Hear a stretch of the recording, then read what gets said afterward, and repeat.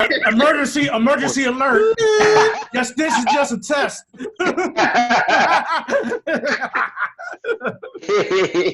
You always late to record, man. Nah, look, we couldn't have got that shit done anyway because Craig wouldn't have got everybody cues. Niggas be giving Craig the signals and shit. He don't be saying nothing. Everybody get that nigga signals. He be looking at his phone all the time and stuff. That nigga over there looking at Facebook. Hey, Craig, Sean taking appointments, man. Sean taking appointments. Man, I'm trying to get a haircut. Thank you, Dirk. I couldn't do it no more. Craig, Man, I I've told been him texting that Craig junk like, please go. look like Florida Evans. Nigga talking about I'm trying to save my little black hair. Damn. Barbershop closed. Nigga, none of us knew you had a widow's peak until last week.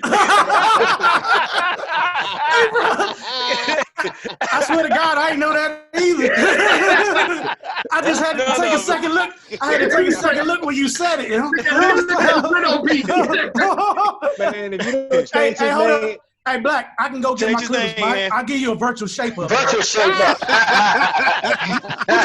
Put your head a little closer to the camera, you know.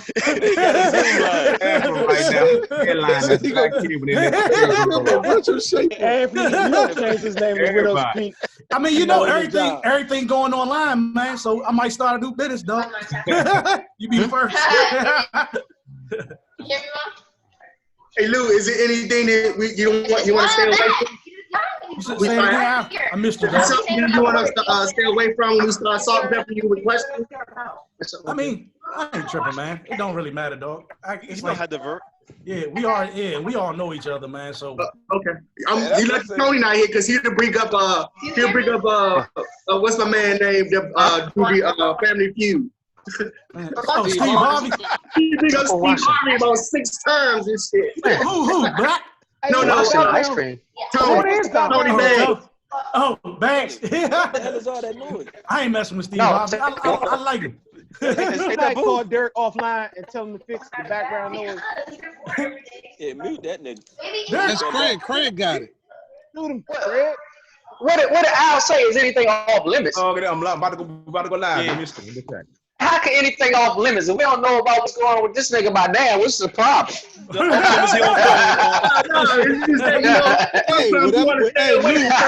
Lou, whatever business you don't want out there, you know Craig gonna ask. Hey, man. Remember that party you was at with R. Kelly? Remember that party you was at with R. Kelly, Lou? I'll be like, hold on, you remember you talking about the one you invited me to, but I ain't go. And I told you not to.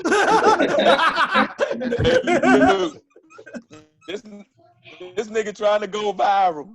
Go viral one way or the other. Oh, yeah. We live or what? What's going on? Gotta get a haircut before you go viral. You recording? Be gentle. Be gentle. You're gonna hurt him. Okay. Huh? You don't want to be seen. What is going on? What's going on? That's my daughter, man. I got to get messing with cash. Come on, Okay, Dirk. Can't nobody see her though. She over here. That Morgan said hi for do something. Come here. Hello. Hey, What's up, Morgan? what's on your face? Right. Come on, get up. Okay, be gentle. Let him leave alone. Somebody need to mute Oh him. my gosh. He wants to see the dog. Morgan got her own mic. Okay.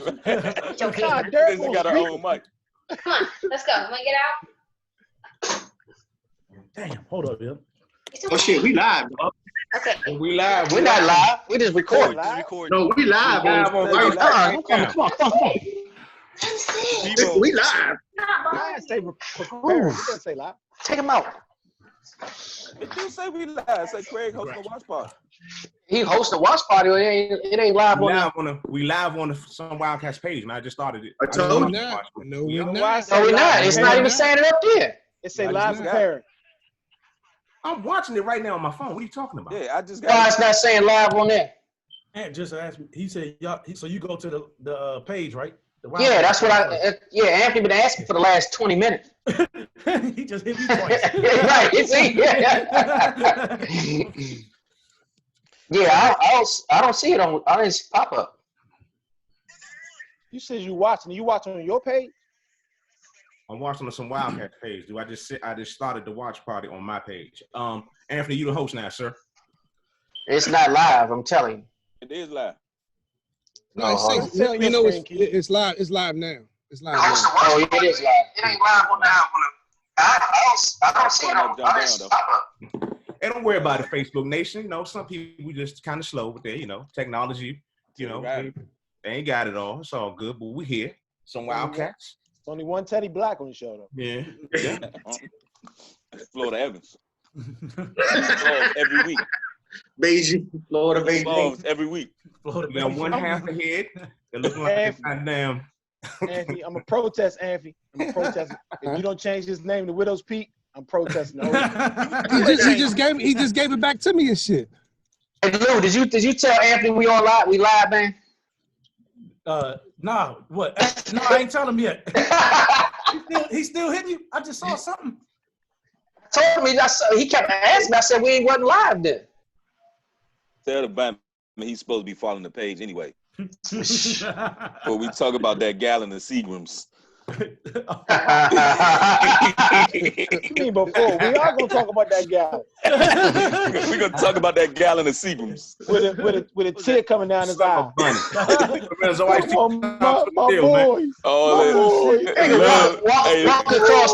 Walking across the damn thing like he's in a commercial or something. Love done fell all down on that nigga. I love y'all, them my boy. I think I still got that picture somewhere and stuff. Man. One single tear. Oh, shit. It's probably in that photograph album that Dave stole. Uh-oh. No. That you let Dave know. Uh-oh. Uh-oh. We going personal. We going personal. I thought that we just went personal. Hey. Uh-oh. See. Shots fired, Dave. Hey, see, Anthony been trying to get rid of that sensitive tag and push that shit on you. Because everybody know Anthony had the tag. You had the tag for the first 25 years. For our listening audience, Dave is due to he's going to reference the sensitivity or his sensitivity at least 3 more times during the course of this podcast. So that's one day. He got 2 more to go. Right. And I learned this from you, right? Here it come. Go ahead, Dave. Give it to us. Boy, you almost successful. You almost. Craig, what are you looking at, man? Craig, you gonna get us started or what, man? We ain't got no intro. Letting y'all go. What? Intro, let's go. Come on. Come on, Widow. Come on, Widow. Don't get sensitive now with me. Come on, Widow. Man, got the drunken master yelling at me. you gotta say it right. Yo, this part of the podcast is unofficial by Gentleman Jack. This is unofficial. Gentleman Jack. They paying us. All right, let's get it started, y'all. Let's get it started. Yeah, All right.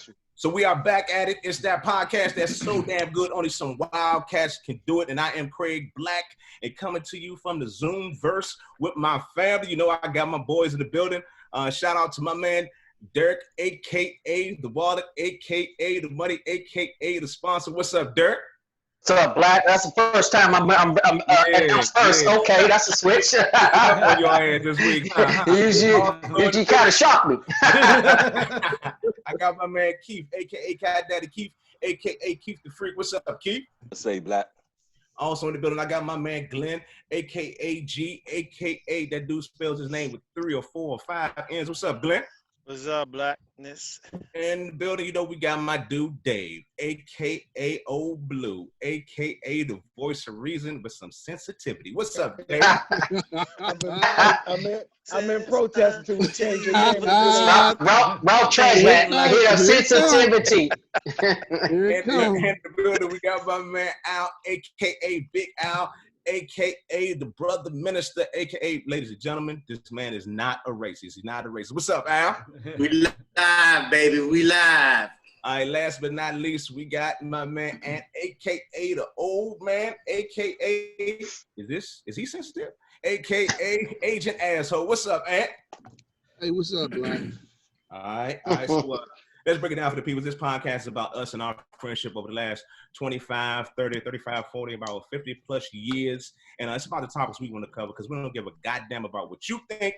It's all about what we think. And as you see, we have another special guest this week in the building. He is a wildcat. He's my man, Right. Louis T. Powell, actor. But before we get there, before becoming a critically acclaimed actor, director, producer, filmmaker, and screenwriter, my man Lou was already known in the entertainment circles as one of the most respected celebrity master barbers in LA. He has an all-star list of clients, which needs to be myself. Also, 50 Cent, Andre 3000, and Big Boy Dwayne Wade. Rest in peace to John Singleton, basketball player Chris Paul, Master P, and Rockman Dunbar, just to name a few. All right. His friends, well, we called him Lou, and he's celebrating his 16th year in Hollywood, and his groundbreaking film. You know, it's all about the Padlock Man. Hey, I got to shout out Amazon Prime. It's on Amazon right now. You can check it out on Amazon Prime. Padlock Man. All right. He graduated from Howard University on a writing scholarship with a bachelor's degree in business administration and management. All right. He also studied at UCLA with taking feature film development. Yes, I got more. Lou is an actor with over 25 plus broadcast television and film acting credits. All right.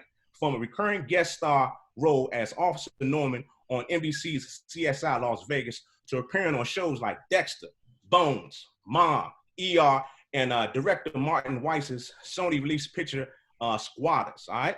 He also has several national and international commercials under his belt with clients such as Nike, Subaru, QuickBooks, Modelo Beer. We need to talk about that, Lou. We need to talk about that.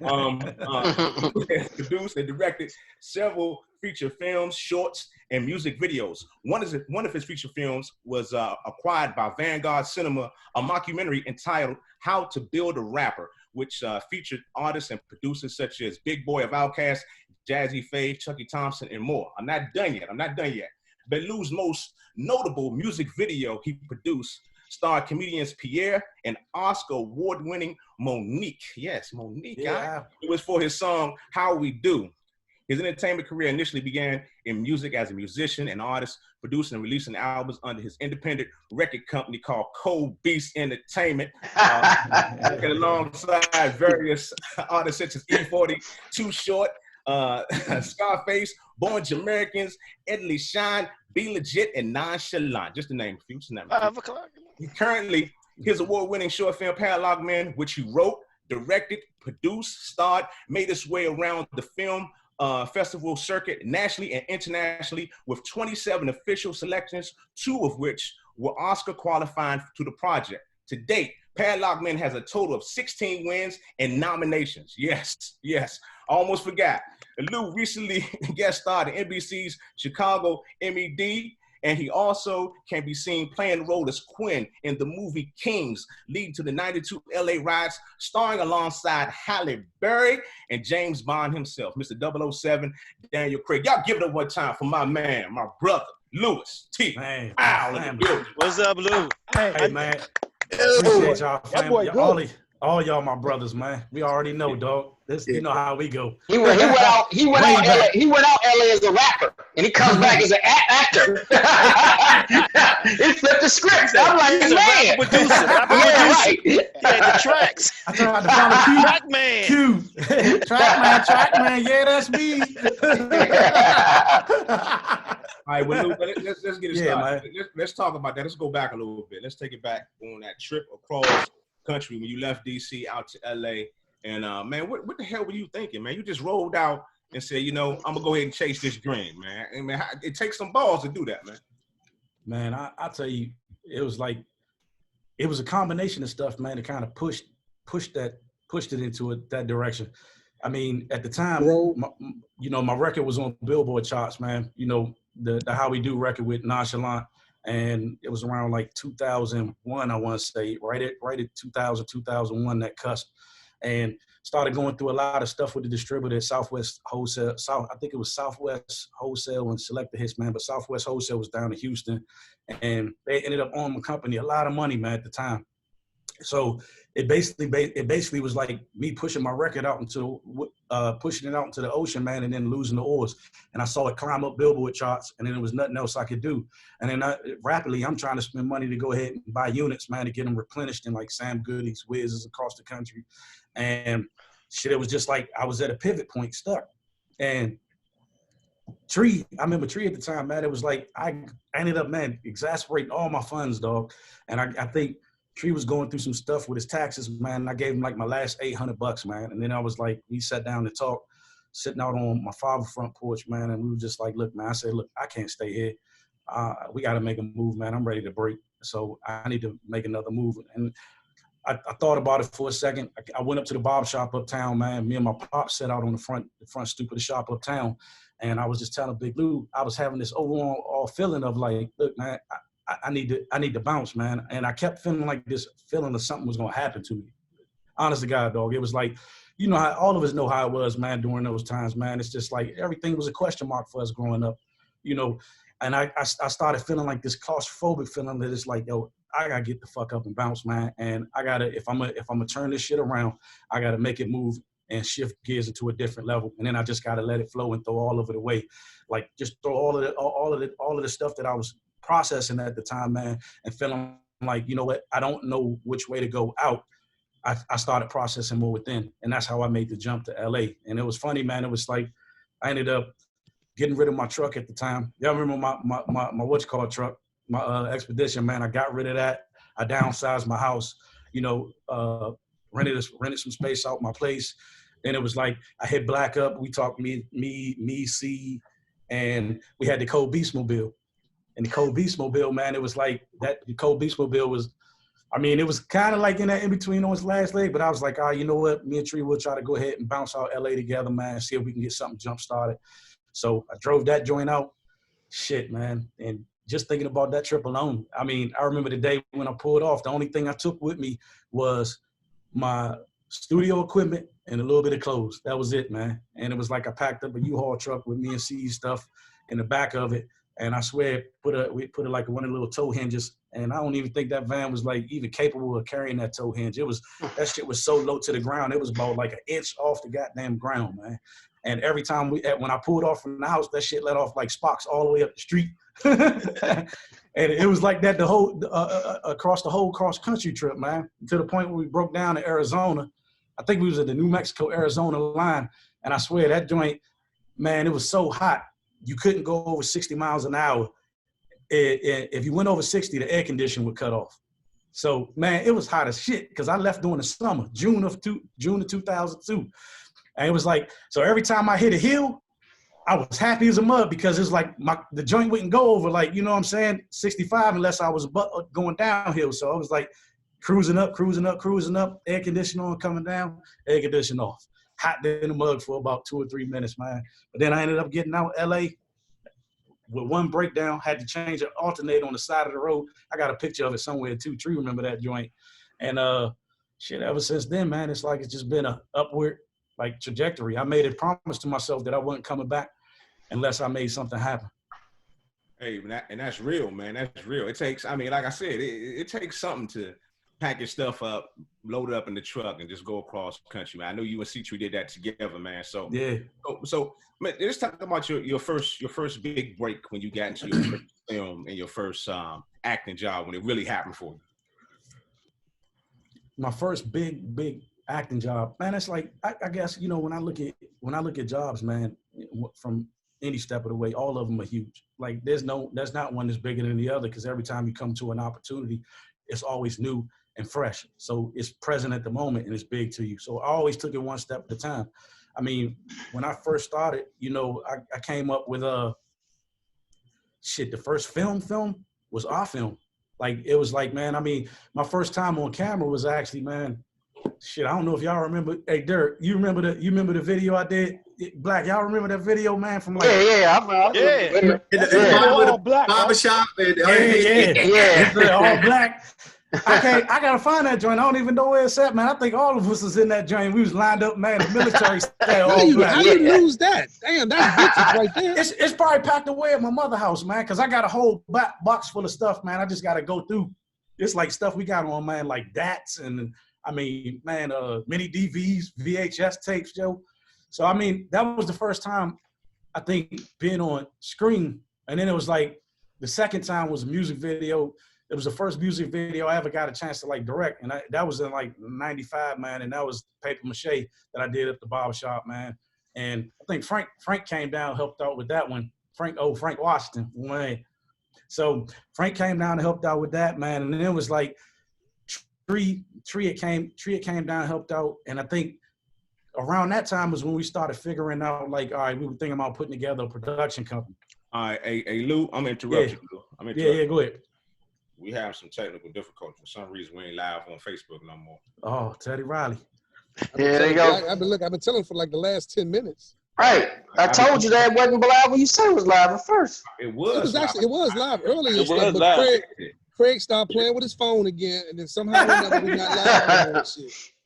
I'm not the host right now. I just want to let you know. I wasn't the host anymore. Somebody trying to pass the blame. You are the host. I was not the host. Problem. You the host. I just want y'all to know that, okay? But not going live is not. It was the oldest dude on this panel right now. When it stopped going live, well, Black, it's on the Facebook side, so why we not live no more? So you got to make us live again.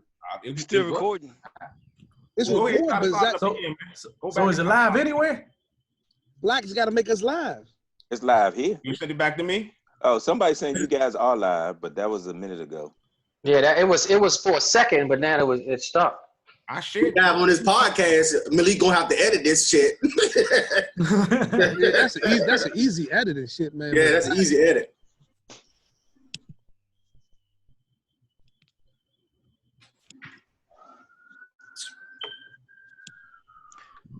So, hey, Lou, you mentioned the Cold Beast machine, man. We should have went into a slight detail of what it was.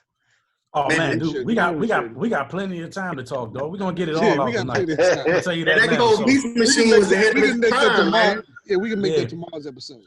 That shit was a hell of a time, man. And nobody had nothing like the Cold Beast Mobile at the time, man. It was like the TVs and shit. The TV circling around the joint, man. We had the not the PlayStation. We had the Sega in the joint, man. The back came up with the beat. You know what I'm saying? Yeah. I mean, it's like preparing on my end.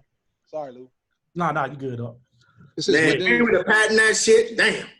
Nah, man. It's funny, man, because it was like it seemed like right after I left, I want to say within that 2 or 3 years, that's when you started seeing people spark up with all, like, they just started popping up everywhere with like the big truck with the truck beds. You know what I'm saying? Because I didn't even see them out here. And then I started seeing like a few little scattered, with the big LED on the box trucks, man. And then it was like stuff took off for, internet and stuff like that. But yeah, we were all ahead of our time with that, man. I'll wait to go live. It's live now. It says live now. Okay, there we go. All right, Teddy Black, how you gonna handle this? You gonna have him repeat all that? God damn. Damn. Lou said, damn. We just gonna go ahead and move on. Just say all that shit again. Say all that shit again. Man, we need a new director. Fuck that. They just gonna hear that on the podcast. Podcast people. We had some technical difficulties because Anthony Cowan don't know what the hell he's doing. So we back live on Facebook, and we're still hanging out with our special guest, Louis T. Powell. And we were just talking about his career and him moving out to L.A. and his first big break when he went out to L.A. So break it down for us, Lou. What was your first break when you moved out to L.A. acting-wise? And my first break moving out to L.A. acting-wise, man, I go back, like I said, my first time on actual national television, I'd say is it was my Clippers actually made it. It's a funny story. My Clippers actually made it on the screen before I did. Snoop had a video where he cut a big chunk out the middle of a dude's head. And I think Tree worked on as a PA on the video, but they needed some tools at the last minute, man. So they paid me like $150 to use my barber tools. And they had my tools inside of the case, and next thing you know, I see it about like 3 months. I'm seeing Snoop like with my outliners. That just was funny, dog. So the Clippers made it on live, made it on national before you did. Yeah, they sure did, man. That's crazy. Then I think, man, but my first major. Man, my first major appearance on network broadcast was ER. That was like, I had like a real small part on ER, man, playing the orderly, man. And I'll never forget, man, because I had done like about 3 commercials before that. Like, I think I did like a AT&T commercial. I did a Subaru commercial. I did like 3 ESPN commercials, man. before that too. So the ESPN commercial. So I was already kind of jumping on set. And then when I first got out LA, I was actually working in background as a background actor, man, for like 2 months, man, trying to get my SAG card. It was like at that time you could get like 3 vouchers, man, to get your SAG card. And then you could actually go out for Screen Actors Guild SAG auditions. But I stayed on set, man, the whole time. I never got a SAG card. It was like basically like if you was beautiful. As far as a woman, man, it's like the ADs used to go ahead and give them SAG cards. Obviously, I'm neither one of them. So they was doing that Harvey Weinstein shit. Okay. Yeah, exactly. The nail on the head with that shit, dude. So I did that, man, and it was like I remember going back and like looking at a few shows, and like Bernie Mac show came up, man. It was an episode where he had on the golf course, and I saw my ass like way in the back of that joint, and I was like, oh shit, that's me. And but cut to when I went to ER, man, it was like I remember getting my first real agent out LA, man, and that was like 2007, my first theatrical agent. And he sent me out to ER, and I had to go up for this audition up at Warner Brothers, man. And I remember, man, feeling just nervous, you know what I'm saying? Like not knowing what to expect. You know, you're going into a brand new room, man, going up onto a big stage, getting they're sending you your passes through the mail, man. You're going and doing a drive-in walk-on. You walk in, you're sitting down with this casting director, man, the writers in the room. You got the casting director, the writer, the director sitting there. And I think it's a real big casting director, John, what's his name? I don't know why I'm blanking right now, but he's casting like a lot of huge shows, man. So I go in there and I just read the line like I'm just talking right now. And next thing you know, I got a call like that next day, and they were like, yeah, we want to book you in for ER. And that was like the first time I was on like a major studio set, man, to see like everything working in, correlation, where it was like you got 3 cameras going, and you got 2 guys on steady cams, and you got dolly tracks everywhere, and you got like 30, 40 extras, man, going down a hospital room. And now it's like, and I'm gonna tell you the shit about the pressure in that situation, even with it being like my first gig. It's funny because it's like they always say no part is too small, and it's the truth. Because I remember even being on there, and my line, it was like a whole scene. It was like, the scene was probably about 8 minutes long. But guess who had the last line of the scene from the tracking shots and everything that it landed on? That if I messed up, they had to retake the whole damn thing. Because of the timing. Because I had to push this card out. I had to push the card out and say my line at the same time. And if I messed that up, they would have had to retract all of it. I'm sitting here like, please, Joe, don't make me look like no fool. Yeah, but that was it.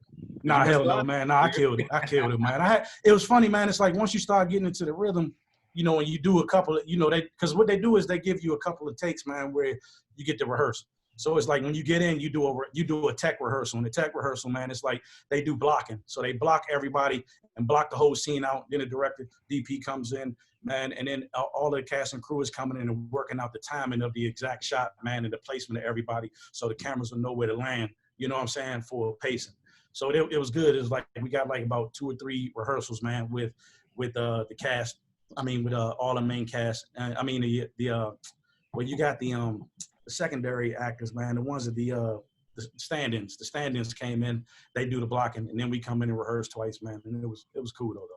All right. So it's a Wildcats podcast. We hanging out with my man Louis T. Powell, and this is a Hollywood true story right now. Al, you got a question? Go right ahead, Al. So I want to know what inspired you to do The Padlock Man, to write it, produce it, all the above. Fund it. Man, yeah, exactly. Man, let me tell you something. It was a bunch of things that inspired me, man. I know over the years, first thing is like I was working with, my business partner at the time, man. It was like we still partner up on a lot of creative stuff.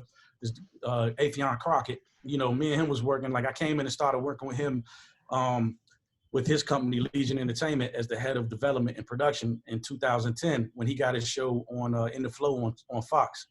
So it was like I jumped into that, and right before that, the funny thing about it was I had just finished up How to Build a Rapper, and I was thinking about I was going in trying to get trying to possibly work on doing a Mayor Marion Barry biopic project, and then trying to get Martin to see if he wanted to play Barry to do like a Jamie Foxx type thing. So I was trying to see if I could go ahead, and I was talking to Barry's lawyer, like he comes up to the shop, Fred, one of the Big Lou's customers. So I was talking to Fred, and I was trying to go ahead and get that linked up at the time.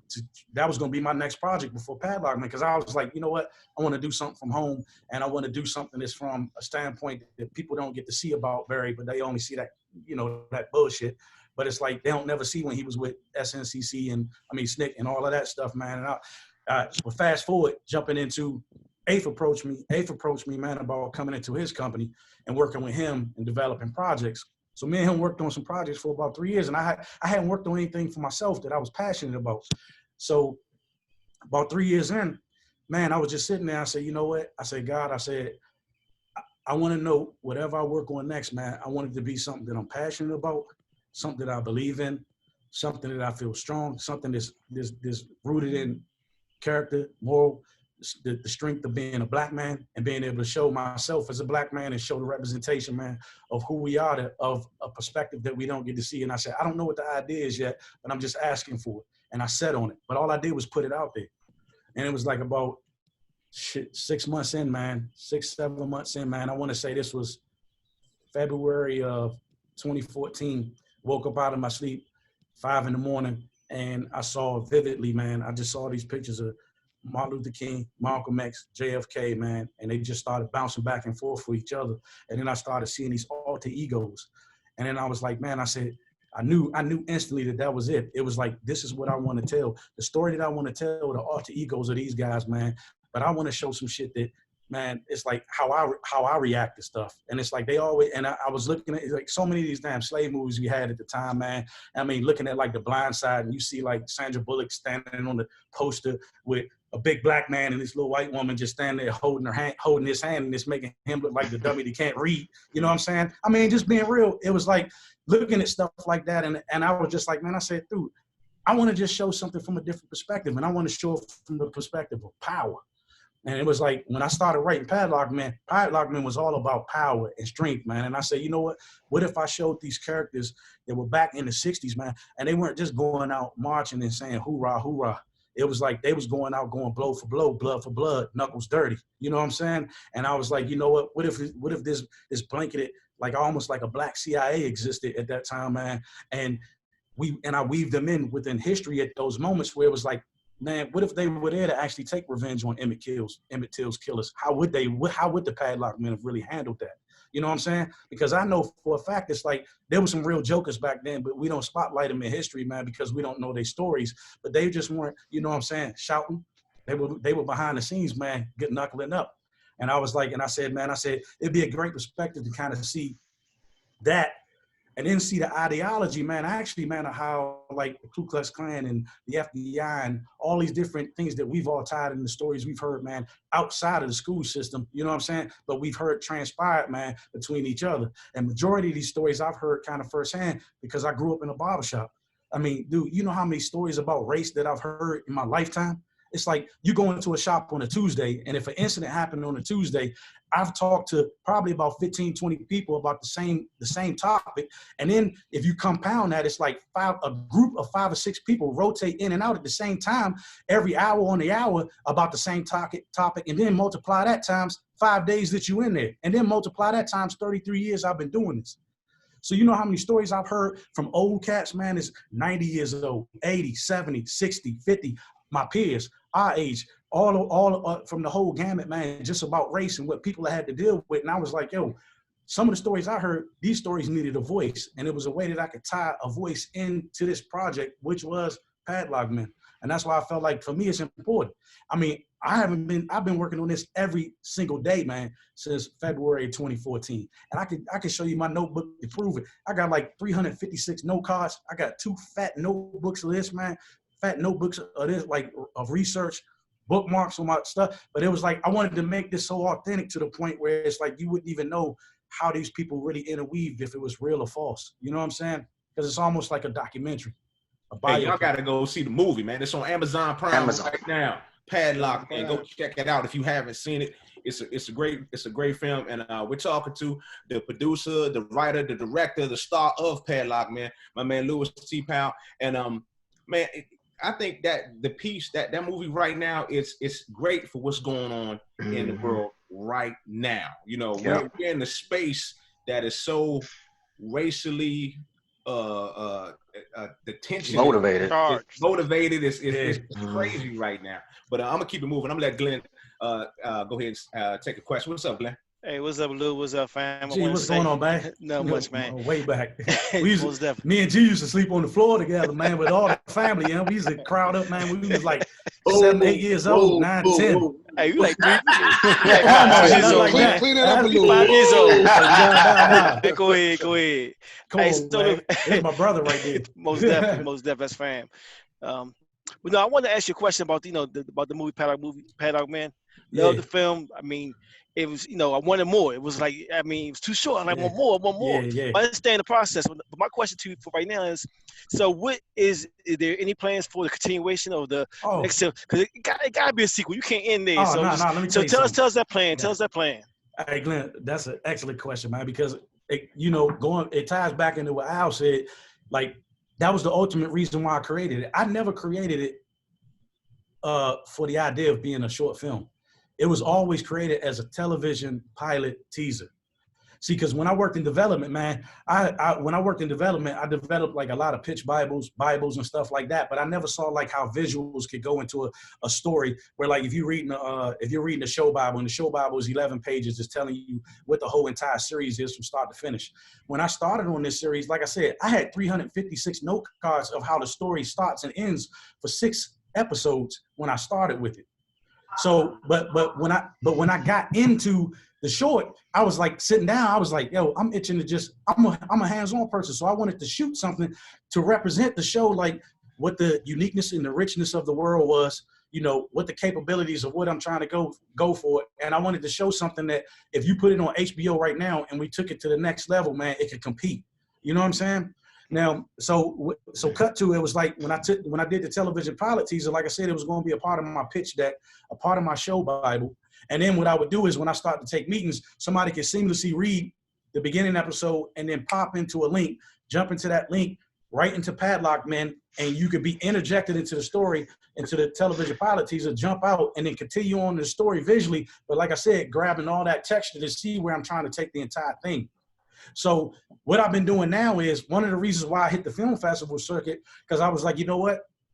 I'm doing this, man, as a production company, and it's not a project that I feel like, it's controversial. It's going to ruffle some feathers, man. It's going to make a few people angry on both sides of the fence. It might make some Christians angry. It might make some Muslims angry. It might make some white people angry. It might make some people in the government angry. But it's like, it's one of those things. I didn't write it for the anger. I just wrote it for the truth to see, you know what I'm saying? How you respond to it is how you respond. And that's what the whole entire piece is about.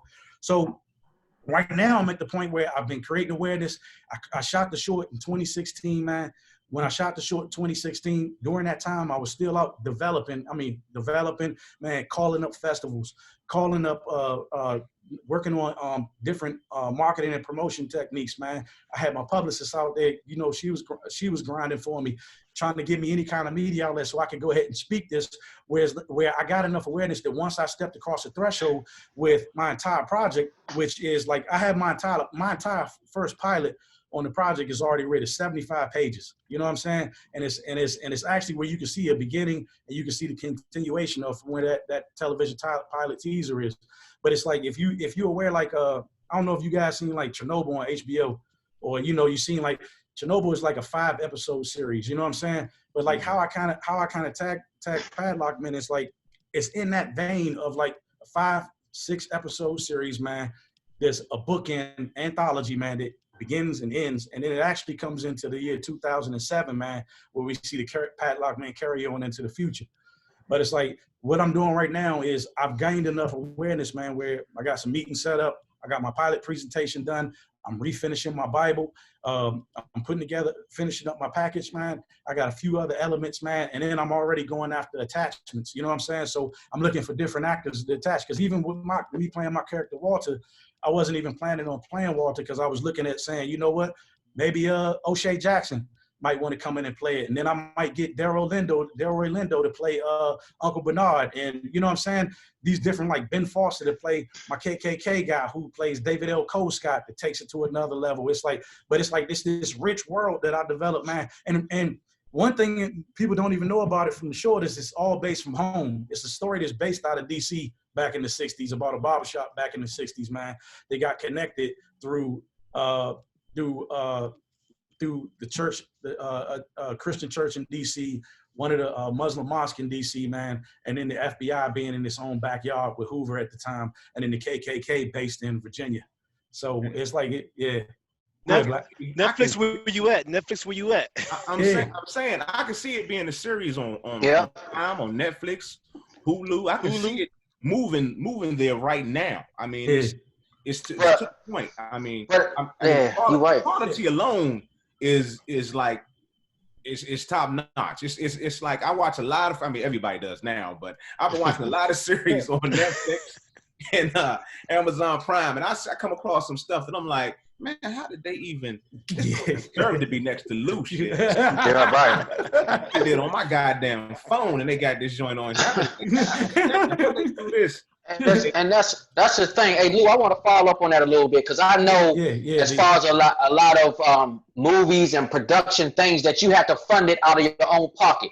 Give us a little insight as far as the process to try to get a short film funded and try to go through, because I know you going back to starting doing your own CDs and everything, and because you kind of entrepreneur person.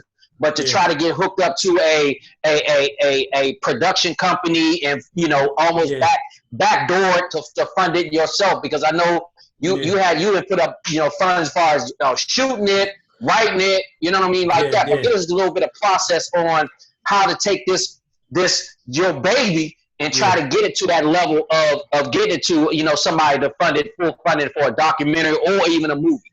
Yeah, see, man, that's a good question too, D. It's a combination of things, man. It's like, I look at like the climate we in, man, and like me thinking, like coming from being an independent. I mean, like when we shot our first film, Black, with Time to Heal and like all these different processes of working like from an independent record producer, everything was always like hands-on to be able to create, something from nothing. You know what I'm saying? So, and that's pretty much, I mean, how like all of us as Black people probably operate in general. You know what I'm saying? We create something from nothing. So I just applied that process to the point of building this project was like, you know what? All the things that I've done before, I've been able to see it from an independent standpoint, but being able to know where to cut corners at. You know what I'm saying? And I think it's a balancing act that comes with when you do something for a long time and you do your 10,000 hours and you do your homework, you're always looking at it. It's like, you know what? This person might spend, say, $3 million on this. You know what I'm saying? But I'm looking at it from the standpoint, oh, I know why they spent $3 million on this. And the reason why they spent $3 million on this is because they have 13 locations, and these 13 locations might cost the average of, say, $25,000 a day. You know what I'm saying? Then I might look at it and say, okay, well, out of those 13 locations, well, what did they pay for cast and crew? It's like, what kind of deal memos did they work with cast and crew? Were they running a skeleton crew? You know what I'm saying? I mean, were they running a skeleton crew of about 8 to 10, or were they running a crew of about 30 people? I mean, it could easily blow up to 30 to 50 people. You know what I mean? It's like, what kind of deals did they work out in the process? And like, that's why I said, being able to look at my project and what I've done with all the work that I've done in the past in projects, man, I said, all right, when I do this short, I'm going to show them how I can make this of quality to compete with something on HBO, but I'm not going to spend nowhere near what HBO would have spent on the short, but I'm going to show them at a fraction. And now you get down to the mathematics or the economics of the mathematics. So it's like, when I look at it, I say, all right, if I spent $30,000 on the short, right? Let's just say, if I take that and I say, you know what, this would have normally cost me to do if I paid somebody else, let's say almost about 89. You know what I'm saying? So let's say between 80 to 89,000, right? Now, let's say if I multiply that and I say, well, that's 16 minutes. Take 16 minutes times, another 4, 5 times. And it's like, now you're almost at an hour and some change of an episode. You see what I'm saying? Now, obviously, there's going to be some other fringes that you're going to spend on, insurance costs, completion bonds, the whole 9. that's going to come into play with that. But it's like when I'm thinking about all of that stuff when I'm producing, and even with my project, I'm looking at it, we're taking it to that next step. When I walk into a meeting and they say, well, how did you create this and how did you get this type of quality? I mean, I almost had this conversation verbatim when I got called, like last year I went in for a meeting for Warner Brothers television and directing workshop, and I got called in out of 3,000 people. Went through, man, met with the lady who was over top of the television diversity department, man, had a one-on-one interview, and they loved me, and then they were like, they wanted to patch me up with some of the, one of the showrunners that do all of the WB shows, right? So, but I had to explain to her the same way, because they were wondering like, well, how are you able to create this, you know, and what kind of resources that you have? And I said, look, I work off a limited amount of resources, but it's like, when I'm going to take this to the next level, I'm still going to work off a limited amount of resources, but those limited amount of resources, any excess that I have, I'll be able to put that back into production quality. You know what I'm saying? So even what I'm doing now is, like I said, going back to me having my pitch Bible, going back to me having the actual short film to show the quality, then being able to talk about the budget for that and how I was able to accomplish it explicitly, explicitly, and then being able to look at that pitch Bible, look at the work, and then being able to come up with a budget for my exact pilot. So now that I I got a pilot that's 70, it's about, after I finish getting it edited, man, it's probably going to be maybe around 64 pages, man. I'm at about 42 rewrites right now. You know what I'm saying? But I want to, once I get it to a full polish, I'm going to take it over to a line producer.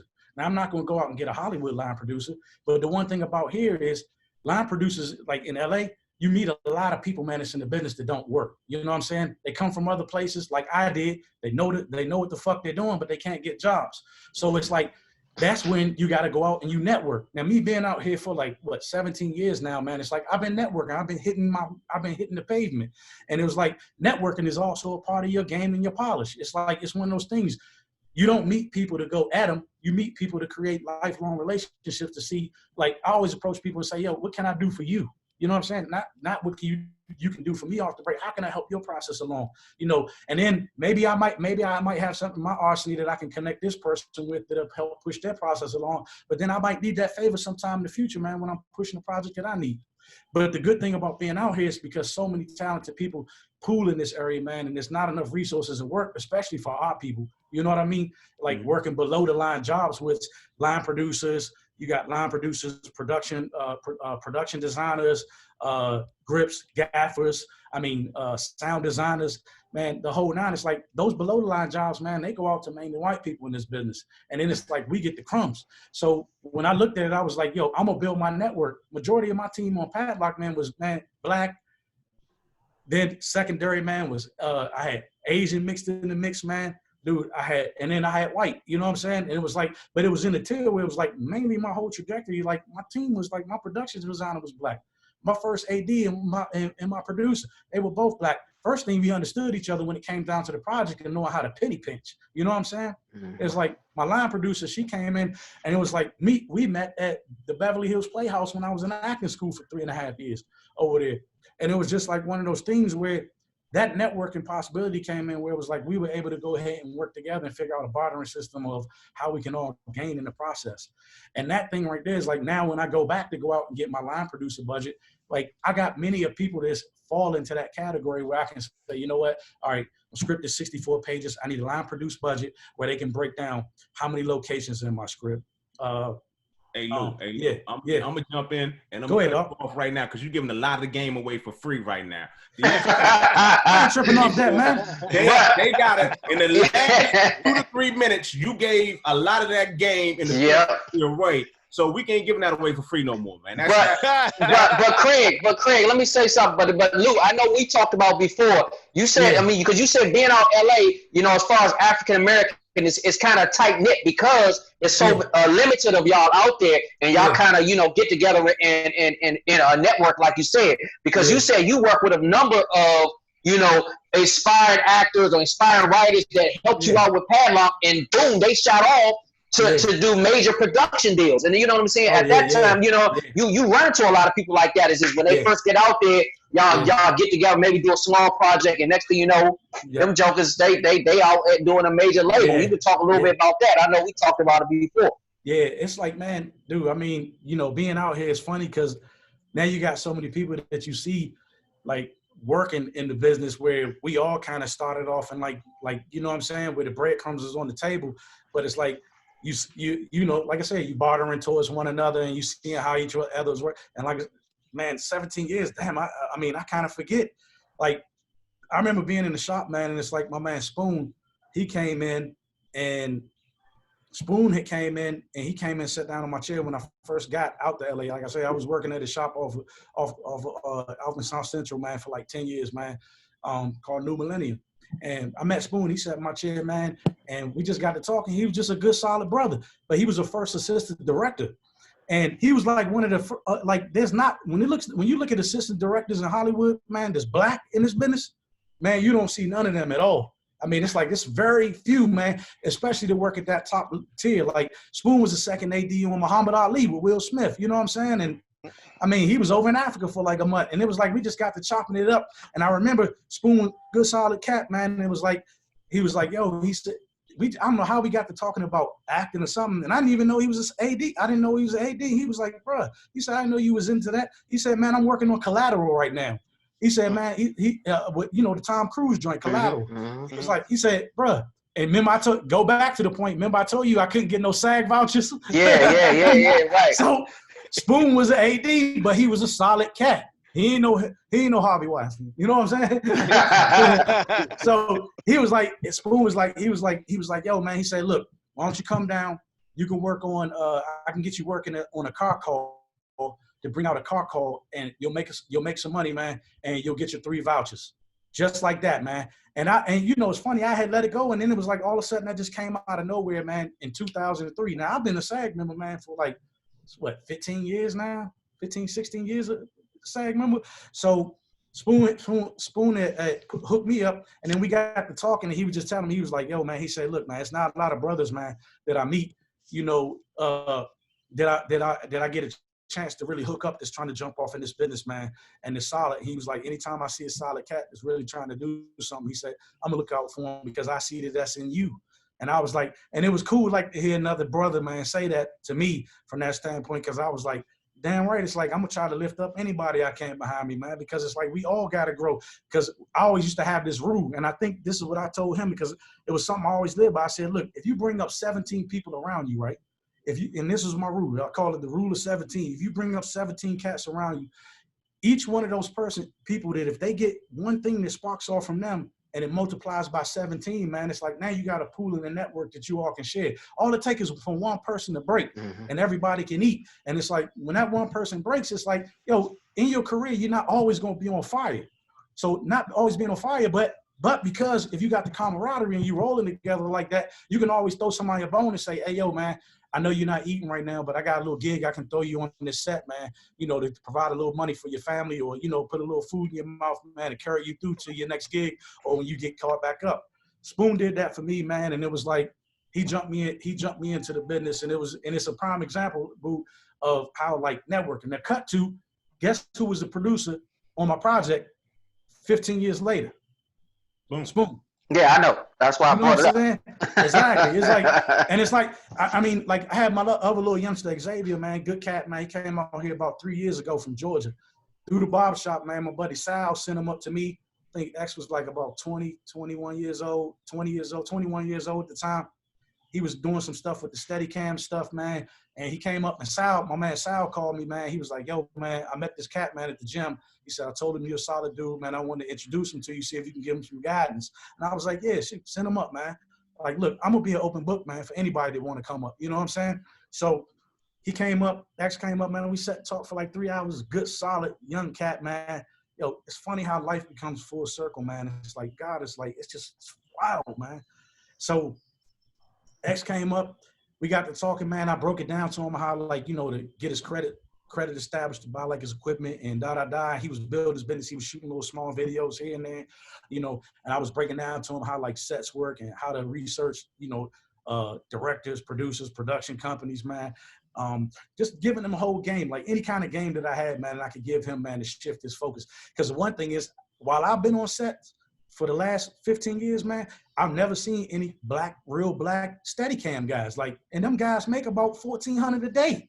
And I'm like, these the cat, yeah, dude, let me tell you something. My youngsters used to come in the shop, dog. I had to tell them, I said, bro, you don't have to worry about just working like in front of the camera as a director or an actor or blah. I mean, you know what I'm saying? In fact, yo, you could drive a truck in the union and make $600 a day, base pay. And all you're doing is sitting on your ass all day.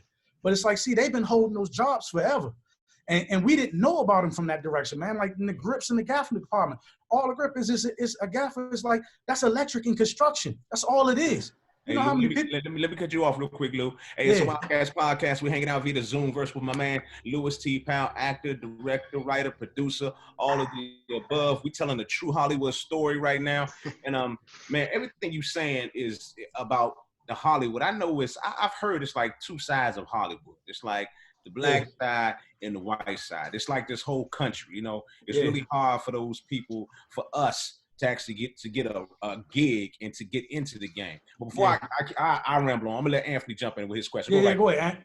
Hey Lou, in a short amount of time, you done given us so much information. I'm sitting here Googling acronyms and stuff that you didn't come out the Bible. I'm like, but anyway, how do you give that elevator pitch? Like, how much time do you have that when you sit in front of these executives and these producers to actually pitch that? How do you make it? How do you condense everything that you said? Because the passion is obviously there, the knowledge is obviously there. How do you condense all of that? Because right now you've given so much information that I'm like, damn, if you're not in that industry, it's like, you know, it's a lot. So how much time do you generally have to kind of pitch this?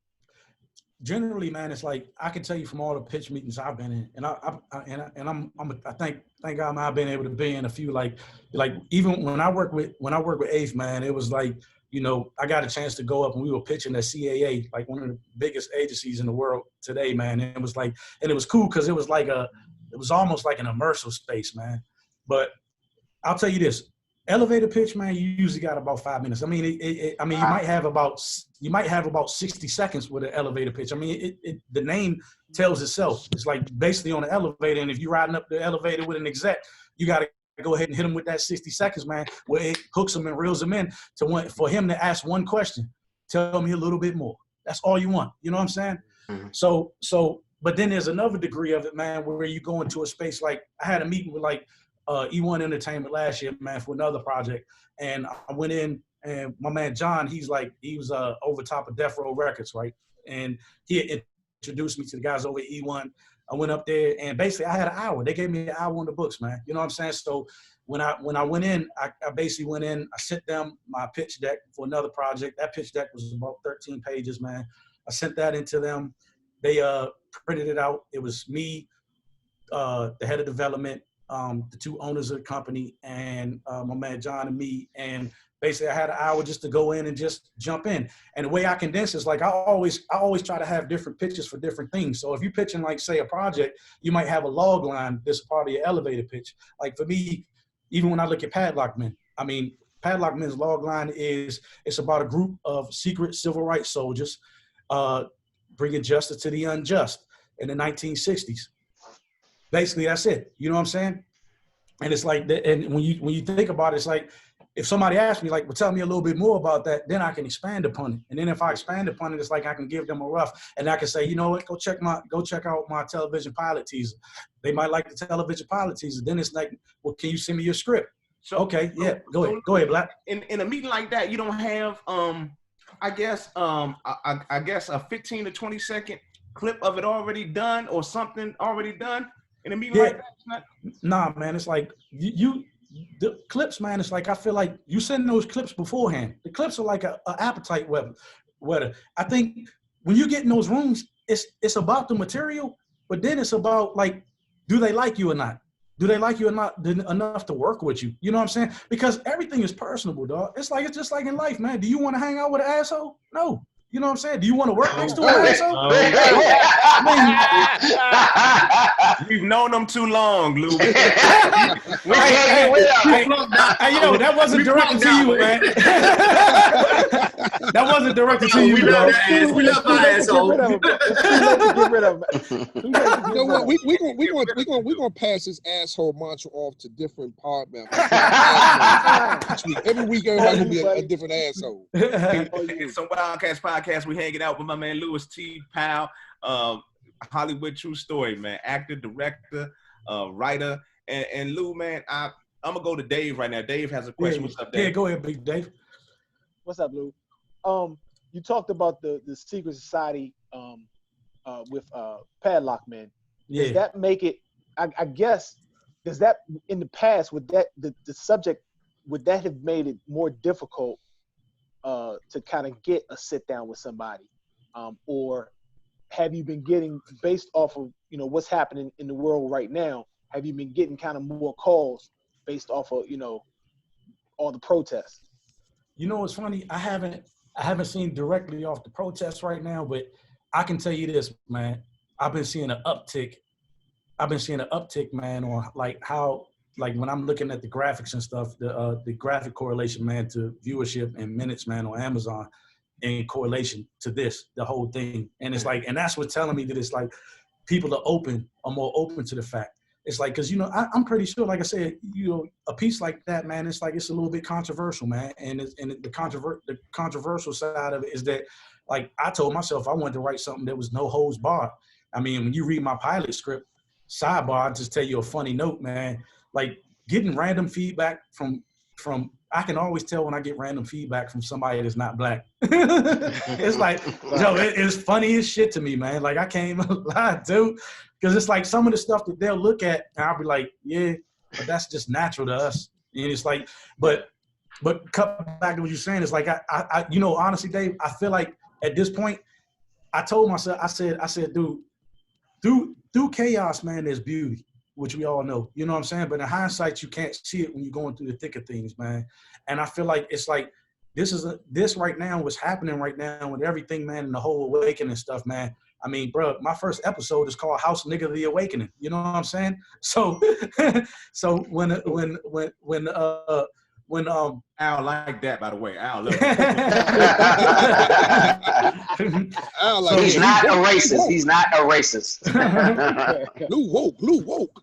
But now I'm telling you, man, it's when I look at where things are right now, I'm I see that people will be more receptive, man, into digesting the material and really looking at the aspect of, because it's not one-sided.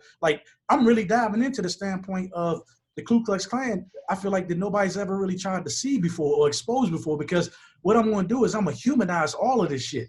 I'm going to humanize everything from everybody's perspective, so you can see that it's first thing is the overall spectrum of it is all the ideology that once it's tore down, man, for real, it looks stupid as fuck while you're fighting. You know what I'm saying? So it's but in order to visually see that in a direction, man, you have to be able to write it, and you have to have an unbiased, objective perspective from each different side. That's why I'm man, when I pull my writer's room for my piece, man, I want a Joker, man, that grew up in a space, man, that doesn't know anything about black culture or black life or has some kind of resentment, because I want their honest feedback. I want them to sit down and give their honest, genuine space, man, to say, you know what, if I was going to say this line, I would say it like this, and I would write it like this. Or, if I lived here, I would go to the store and I would buy these certain items because this is what I grew up with, and this is what we drank, and this is what we ate at our table. You know what I'm saying? It's because that way you get that ultra perspective, man, of what I'm trying to go through. And I said,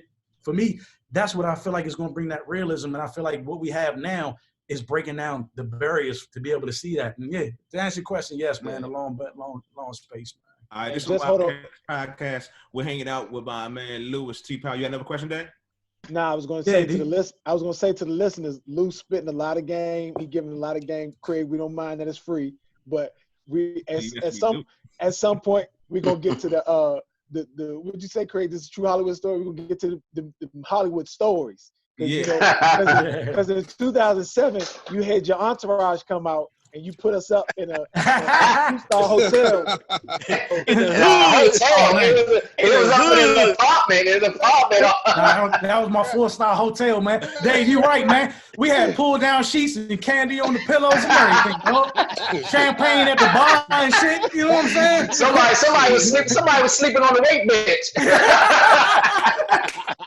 Yo, how many of us? It was like what, 12 of us? Man, at least 12. At least 12 of us in 700 square foot apartment. Everybody had their little corner. Me and Dave was scheming to go to the All-Star game.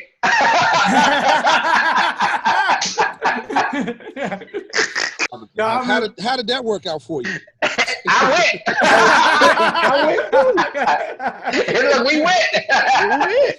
We was in the house. We learned that. We'll get to that, but we learned a lot on that trip, though. Yeah, that was fun. Yeah. Before we switch gears real quick, that was my Inglewood spot, dog.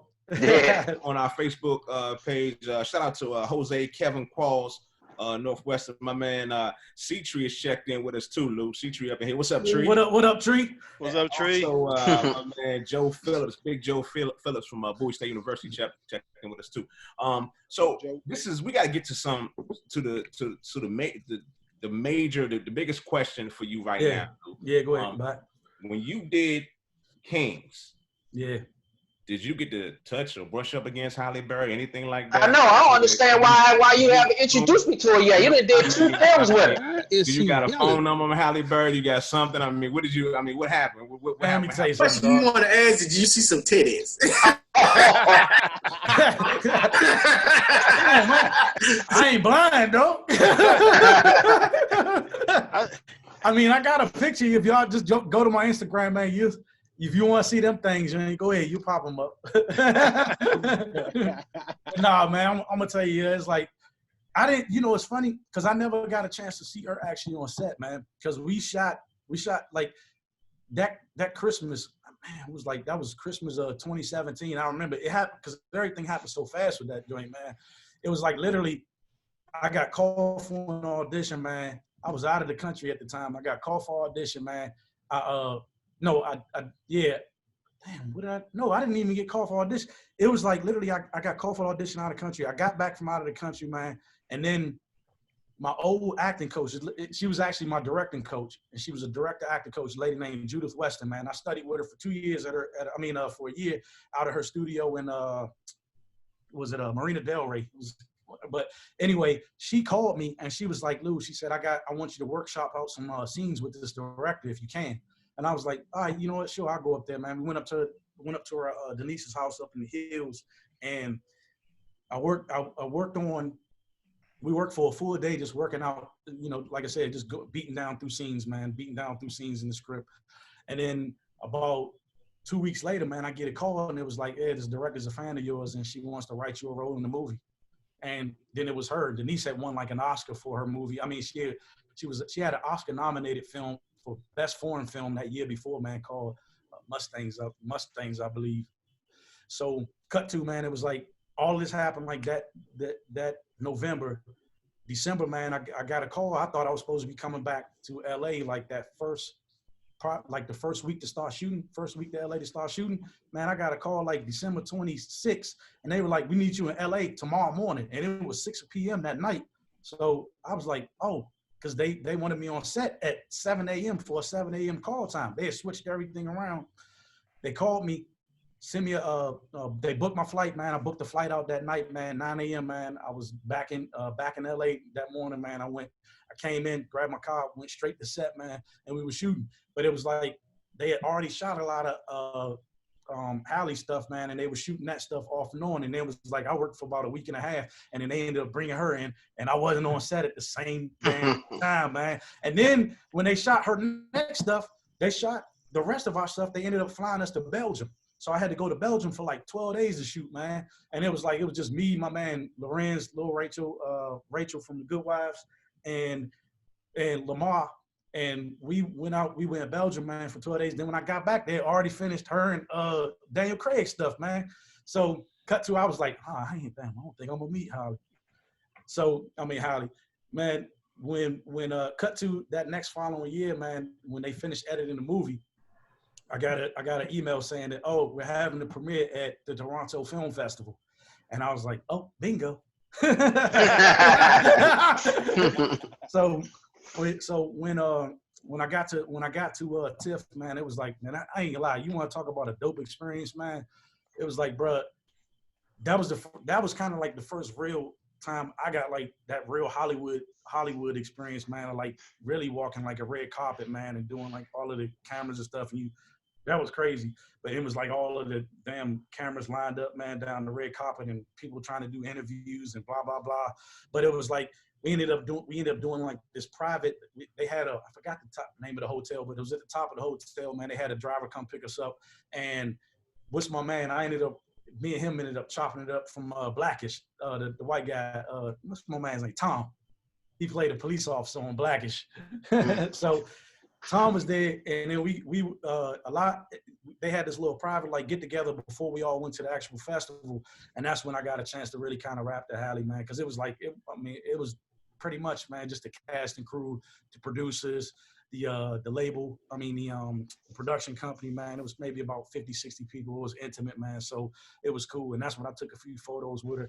And then it was like from there, man, they put all the cast together. So it was like every step of the way, man, we were there walking the red carpet together, you know what I'm saying? One by one. Then we got behind before we actually had the actual screening. They brought us all to this back private room. And then they had like Deadline Hollywood and Variety and a bunch of the different magazines stand us up with the background with the producers and stuff. And it was me. I think Holly was about three people down from me, man. But we all took like all of the pictures for that. And then next thing you know, they carried us into the back of this little thing behind the stage. And all of us just talking, and it was like just cool as shit. So it was like, then we all kind of knew, all right, who was in the movie, who worked on it, and who not, man. And then next thing you know, we all walked out on stage, and it was just like, the whole entire theater was full of people, man. And the director, and then it was like, I was standing right next to Halle on stage. So it was like, I'm standing right there. Somebody took a picture and they zoomed in the joint for me and sent it to me. So shit. Yeah, man. So it was like, and then we each got a chance to go down and, speak about our experience. But yeah, that was it though, dog. Hey Lou, let me ask you something. With my man, Lou. Powell. Man, Lou, what's crazy, I think people don't really understand what you just broke down, that, you can be working with somebody in the film, and everybody thinks that you know them and you get to know them and you be friends and be cool with them, but sometimes you never even get to really meet them on the film. Man. For that 1 hour, they think y'all all together on this, this shit. Right. It's like, nah, you don't really even get to really, man. Talk, meet and actually get to really know somebody. Hey, especially at that level, man. Go right here. Who got a question? You got a question now? Hey Lou, I wanna pitch you something about some Wildcats, so you could just do a documentary on all six of us right here. We can go from the asshole to Widow's Peak to Mr. Spencer to the wallet to the brother minister. Right. Hey, Lou, I got a quick question. Yeah. As far as LA goes, LA is like the mecca of making movies and everything. Talk about a little bit how almost like the change of the guards down in Atlanta now. Like with Tyler Perry, and a lot of things have changed where a lot of movies and production is happening in Atlanta versus LA. Talk a little bit more about that. Oh man, yeah, dude. You can definitely see a transition, man. I saw the transition, man, when it was first happening, man. When I want to say around like 2008, man, like keeping up with production. I remember seeing this company. Man, before even Tyler Perry Studios, they had like, it was some studios opening up, and they were putting out like just basic job requests, like for jobs for construction carpenters and electricians. And they were like, look, you don't need any experience as a gap or grip. We're going to train you if you come in. And I said, when I started seeing that transition, I was like, okay, it makes sense. You know what I'm saying? It's like it's cheap land down there. You got a lot of talented people, man, in the ATL, man. You already had music popping down there in a big way. And then like looking at it progress with, with technology and where we at now, and cut to where Tyler Perry, man, is like, I mean, bro, it's like sidebar, like seeing what he was doing, man. I mean, I had a meeting with him, and I mean, not with him, but his head of development, man, over his for his company, man. Back it was like the second week of January, man. So I flew down there, man. And it was like to be able to go see, like, first thing is to see a black person with sound stages. Like, I pulled up on the lot, got through the gate, man, and it was like when you pull in, there's a big circle that goes around, and then to the right, man, you see all of these sound stages over there, and to the left, it's like you see the Dream Building where you got like where all the offices, and that's where I had my meeting in. And I remember going into the lobby of like the Dream Building, and I was just sitting there like, dang, man. And every time you started seeing people come in and out those doors, they would all look like us. And it was the first time that I ever kind of felt, and I looked at it and I said, damn, man, the chair that I'm sitting on right now, man, it's like he created this, man, from nothing, from scratch, man. And it's here in Atlanta, you know what I'm saying, where you got access. Like, I mean, it's a black city. It's like when I look at Atlanta, like Atlanta reminds me of certain degrees, man, like how DC was in like 70s, 80s, and 90s. You know what I'm saying? It was like it got that kind of feel to it, man, with pockets of the neighborhoods, man. And so, you know, yeah. So sitting in there, sitting in that lobby, man, it was like, dude, I was just like, dang, this is the changing of the guard right now is happening because technology created first thing a forefront of the way, man, where you had like a lot of the youngsters coming up, man, it was doing like a lot of the digital creating, man, and doing a lot of the stuff on YouTube and being able to build. And then you got like OGs like Tyler Perry that was creating from the play standpoint. And now you're seeing all of these different fashions, man, kind of blend to a point where you can go outside of the Hollywood system and build, you know what I'm saying? And it's like, and then being able to not be stationary from the fact, because, you know, in Hollywood, man, dude, I saw it, like there's a term called runaway production, you know what I'm saying? And LA, Los Angeles, like what Hollywood was, they were the last ones to get on with tax incentives. That's why a lot of the production left, because a lot of the studios are like, New York came up with like, I think a $400 million tax incentive. Atlanta came up with a big, huge one behind that. Louisiana came up with a big one. And it was like, they were offering people, Atlanta, I think they were giving like 25%. It was even 25% back just if you put the peach at the end of your production. You know what I'm saying? So it's like when you looking at those different aspects, every dollar that you could save, man, goes back to your production value, your quality.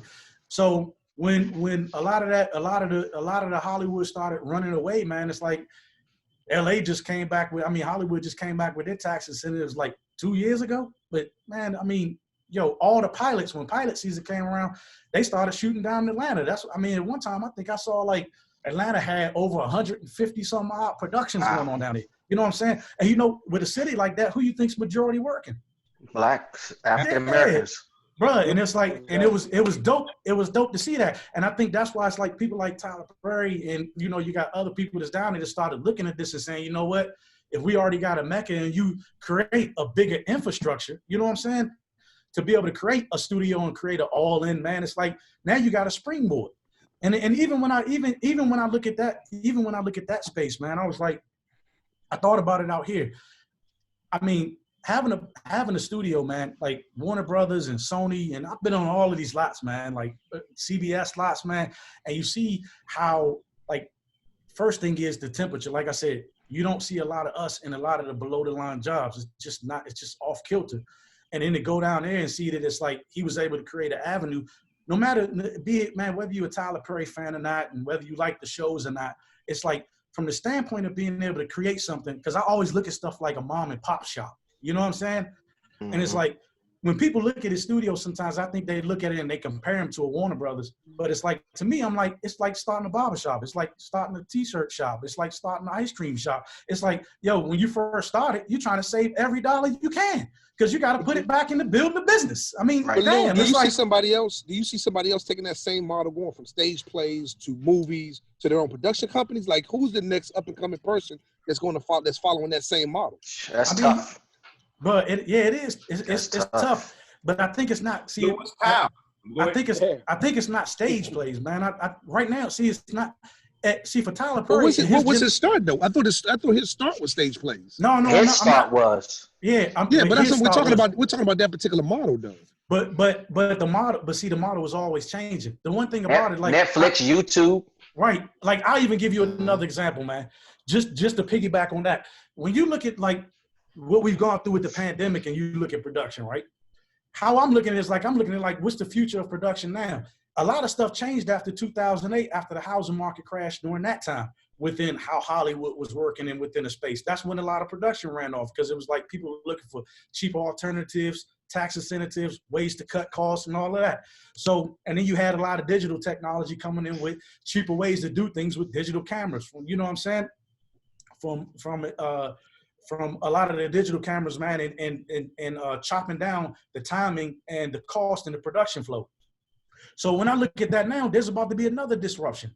See, when I look at Tyler Perry from the standpoint of creating a stage play, going from the stage play point, it's not going to be a stage play. It's going to be somebody else that's dealing with the technology the same way like a Issa Rae did with YouTube. And now you see her with a show called Insecure on HBO. She was a disruptor in that point, man, to go from one stage to the next. You see what I'm saying? Right now, we're about to go into another disruption stage. I can tell you one thing. I've been looking up like a lot of stuff on gaming technology, right? Following it for years. You go back, if you get a chance, go back and watch The Mandalorian of how they made The Mandalorian. It's like gaming technology, when they start moving in. Go ahead. When they start moving into the PlayStation 5s, man, it's like, I think it's called something Engine 5. It's an Engine something 5 technology. But basically, it's like they can take billions of triangles, man, and build out in 3D scan rooms, man. And it's like the way they did The Mandalorian, it was almost like your whole set was one big 3D goggle. So basically, you walking into a 1,500 square foot space, and each different wall in that space, man, is one solid LCD that you can change out to backdrop at the instant, man, of just popping in and doing some code. You know what I'm saying? Mm-hmm. No more fees to go to exactly sites. Exactly. And man, when I say this technology, man, you can't tell the difference at all. And it's like you add the mixing that with green screen, and now you're going to have disruptors. There's going to be somebody that's coming in with that technology now, and it's going to have to change because of this pandemic, because it'll be safer. There's not a lot of sound stages that actually even deal with that capability. A lot of the sound stages are older. But to piggyback with your point, Ant, I lost Ant, but it's like to piggyback with Ant's point, it's like you're going to have somebody that's going to actually come in, use that technology, and that's going to be their Tyler Perry stage play, and we're going to be hearing about their production that's going to be creating their production facility, their studio, their next sound stage. So Lou, let me ask you something, Lou. Yeah. So, okay, I know you're talking about the Hollywood thing, and you're giving us so much information, the inside information. Have you ever think about like maybe doing rap again, or have you just like you've been around like at a party, a Hollywood party, and they just start freestyling? You like, hey, I'm gonna try my hand real quick. Man, I'm gonna tell you, man, it's like I haven't. The space that I've been dealing with music, man, on, it's like probably not, man. It's like the one attribute that I have loved though is I've loved scoring for film. Yeah. It's because I feel like it's like music to me, it's like outside of hip hop, man. Like I love hip hop and I love rap music, man. But it's like shit, man. I'm older now. It's like I'm detached from it a bit, man. It's like you weren't gonna say that, man. I hope you gonna say that, Luke. Listen, no, I got a point with that, because I think they always put an age when it comes to hip hop. There's always some age limit on hip hop. Yeah. Every other music genre, man, about 80 years old out there. Hell yeah. Across the country, they can walk on canes and all that. But in hip hop, it's always like, oh man, you too old. You can't do the hip hop no more. And I'm a product of it. I say it all the time, man. Why this band is still rapping? But at the end of the day, I'm like, well, if you can still get that money, if you can still get paid from that, if you got those hits and you got that catalog, man, go ahead and rap your shit off. Because you got these guys in country music and rock. I agree with you, man. Yeah. Families going across this country getting paid every year, doing that thing, man, making that money. You're right, man, because we need to change the narrative on that, because I feel like it's one of those things we talk ourselves out of a check. I mean, and for real, talking yourself out of a check, that could be somebody else in that downline that could benefit, that could be building what? The next sound stage or the next production studio or putting the next artist on, but now you didn't cap the income off. It's like, all right, so it's some Wildcats podcast. We're still hanging out with my man Louis T. Powell, actor, director, writer, producer, all of the above, telling the true Hollywood story. He giving a lot of game up right now, but I gears kind of hard and go to actually the events of the day right now that are going on in the country. Yeah. Talking about Breonna Taylor, talking about Ahmaud Arbery, talking about George Floyd, police brutality, people dying, and the protests that are serious. In DC yesterday, man, it was incredible. It was over, I think they said over 100,000 people in the city protesting in all parts of the city, whether it was in Maryland, DC, and Virginia. They were out protesting. So, man, give us a perspective of what's going on in your part of the country over in LA, man. What's going on in La La Land? How is Hollywood being affected by what's going on right now? Man, I think Hollywood is they in the same boat as everybody else, man. It's like, I mean, you know, when you look at California and you look at even with Hollywood and LA, it's more of a melting pot out here. Like, you know, you got all walks of life, man, all creeds, colors, man, sexualities, man. It's like just everybody's jumbled in together out here. And I think it's one of those things where people are identifying, just like, you know, they may be identifying for different reasons across the country, but there's still that through line that it's like people just sick of the bullshit, man, and they just want some justice, and they want things on an equal palette, man, just to be on a space where, dude, I've seen, like, man, yo, little kids, man, little white kids, like marching next to little black kids, man, and standing on cars, man, at some of these marches, and you just looking at it like, damn, it's like, or you seeing people, man, that you would judge a book by its cover and say, this joker look like he just came straight off of riding the damn Bronco bull. You know what I'm saying? But he out there with a Black Lives Matter sign talking about, hey, man, I love you, brother. And it's true. Like, hey, but let me ask you this question. So yeah. how it's supposed to, I guess in the entertainment industry as a whole, it's supposed to not be any color lines. We're supposed to all come together. Yeah, right. It's like with sports, you know what I'm saying? Yeah. And it's like, you know, we come together. We don't see the color most of the time, but is the underlying Hollywood like that? Nah, man, the underlying Hollywood, man, it's like, dude, let's just keep it real, man. It's like that with everything in life when it comes down to black. Corporate America, Hollywood, I mean, Hollywood is just another stigma, man. It's corporate America. So it's like, that's why it's called the business of acting. You know what I'm saying? The film business. It's like all of this, the music business, it's all a business. So when you take, like I always say, you start taking out like the emotion side of it, you start looking at shit for what it is in black and white and what it is with numbers on paper. It's like, pretty much, man, predominantly, that's what they look at us as. We're just another number. You know what I'm saying? It's like they can produce or how they can use it. I mean, I always see like they know how to align themselves, man, on the surface with you. But below the surface, it's like, man, it's like if you can't serve them in any kind of way or, you know, give them something that gives them that edge of being in the business and being the others, you know what I'm saying? You know, it's like anything else. It's like you're not going to get that far. Because when you look at corporate America, man, it's like when you go to work, I mean, the CEO could be taking a picture with you, smiling with you, but at the same time, you ain't got his personal number. I mean, for real. That's true. That's true. Some Wildcats podcast hanging out via the Zoomverse, talking to Louis T. Powell, actor, director, writer, and so when we talk about the events of today, we go straight to George Floyd. We all saw the footage. We all saw, you know, that's one of the things that actually kicked this off. But when you see the whole world chime in, and now you have the NFL backtracking, Roger Goodell comes out. It's terrible, man. Statement and talking about, you know, I mean, Goodell had to backtrack because the video that was made from his now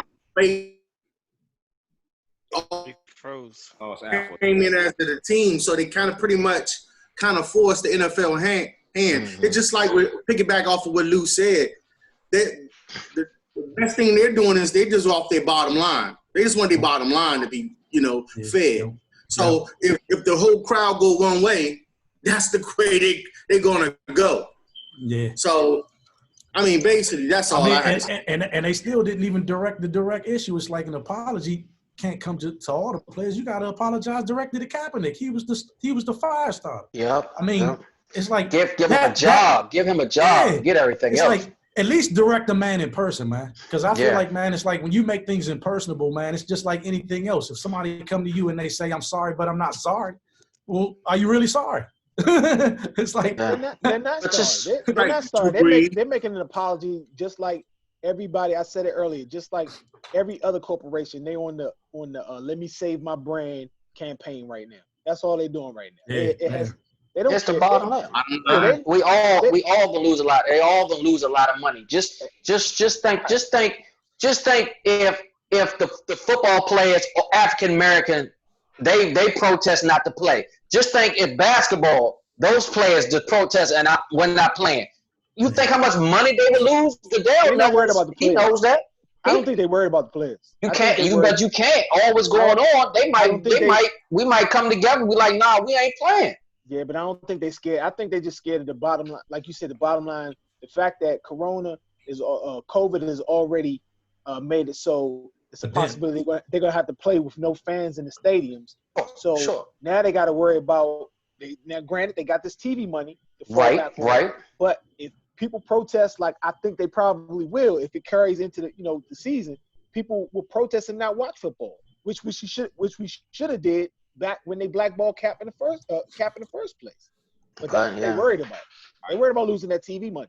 Yeah. Sure. That's And the same thing with basketball. That's why they doing whatever they can to make to play, finish these 8 games and then go right to the playoffs.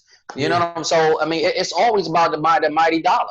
I mean, like, just to add on that, like when you look at, like you said, Dave, like when you look at COVID and you look at like the whole thing with the COVID pandemic, and then you look at the bleeding that happened in corporate America, man, from the supply lines to the lack of revenue, the income, the layoffs that had to happen, man, it's like they're already bleeding. So no matter what, I feel like no matter what came at this point in time, if it was anything that was going to affect their bottom line, they were going to come in and get on their knees and say, you know what? All right, whatever we need to do, we're going to give you the choice words of what you want to hear. I mean, it's just the bottom line. Because at the end of the day, I always look at shit. It's like you follow the dollar, man, you usually see the truth. Just period. It's like you'll see it. And it's like if it's honest and genuine, man, it's like you'll see that too, because people vibrate, man, and they can feel when somebody is coming from a place of being honest, man, and sincere. And they can truly see when a person is coming from a place of being manipulative, man, or coming from a place of dishonor. It's just, man, it's like it is what it is, because human nature, man, can tell that. But a lot of times nobody speaks right out. What do you say, Al? Follow the what? The money. But I mean, that's all.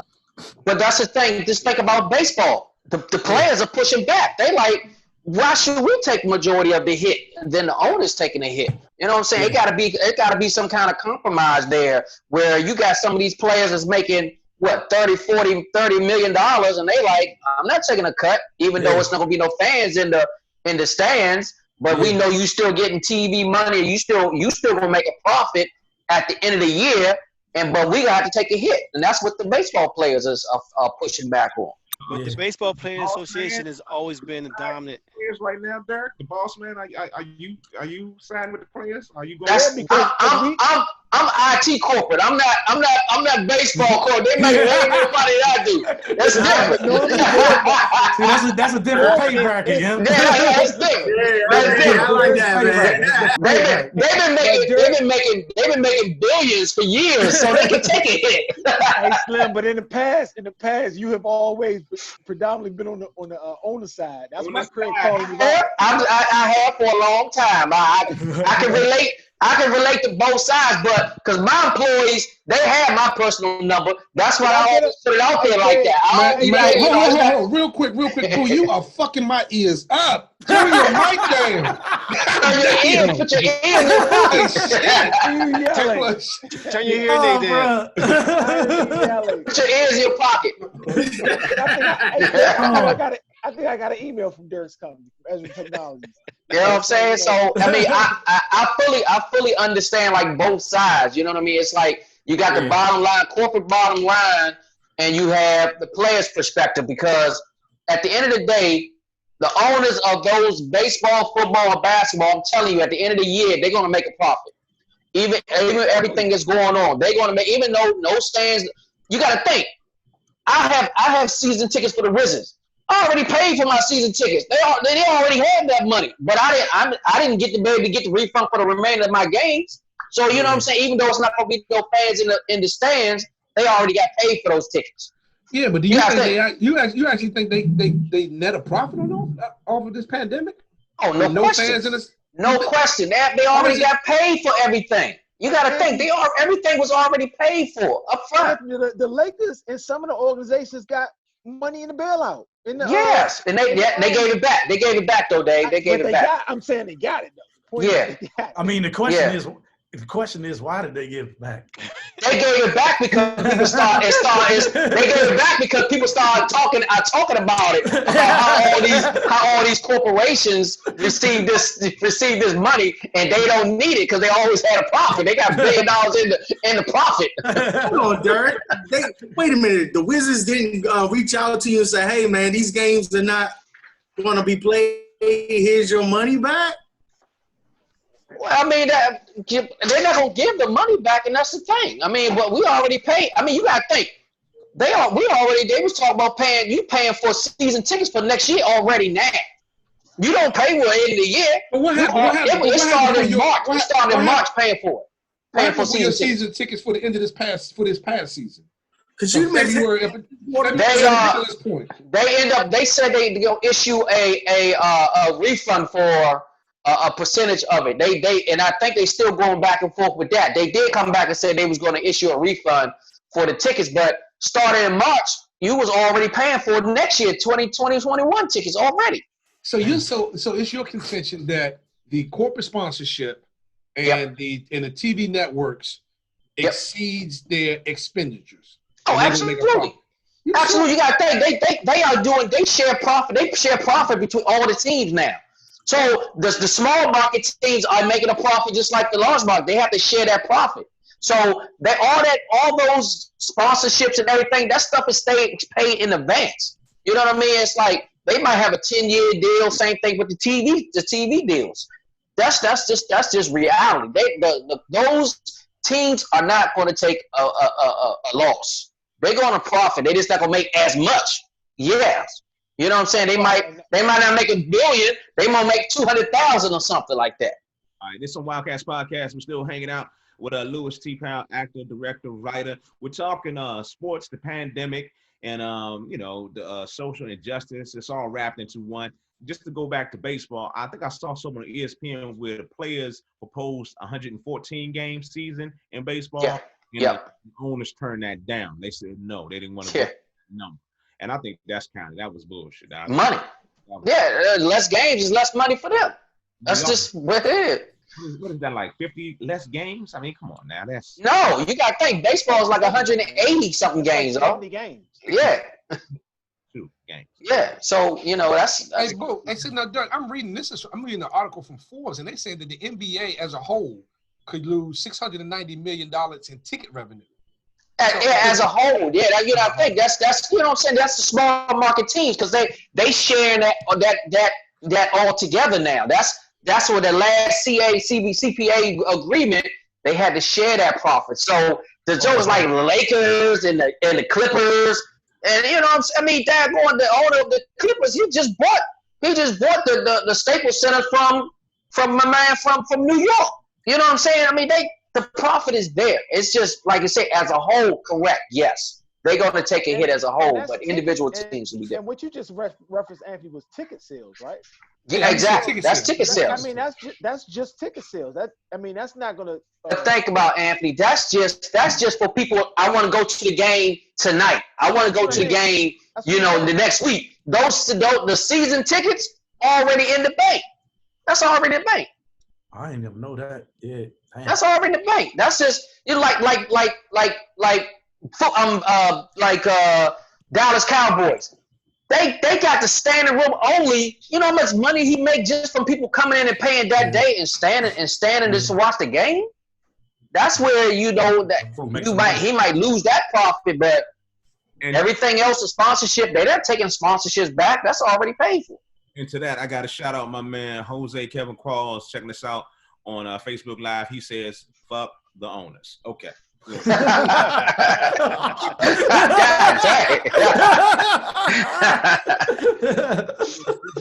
Real quick. And before we get to the biggest part of the show, we gotta talk about the DC mayor Muriel Bowser and what she did. This go hard. Yeah. Go home.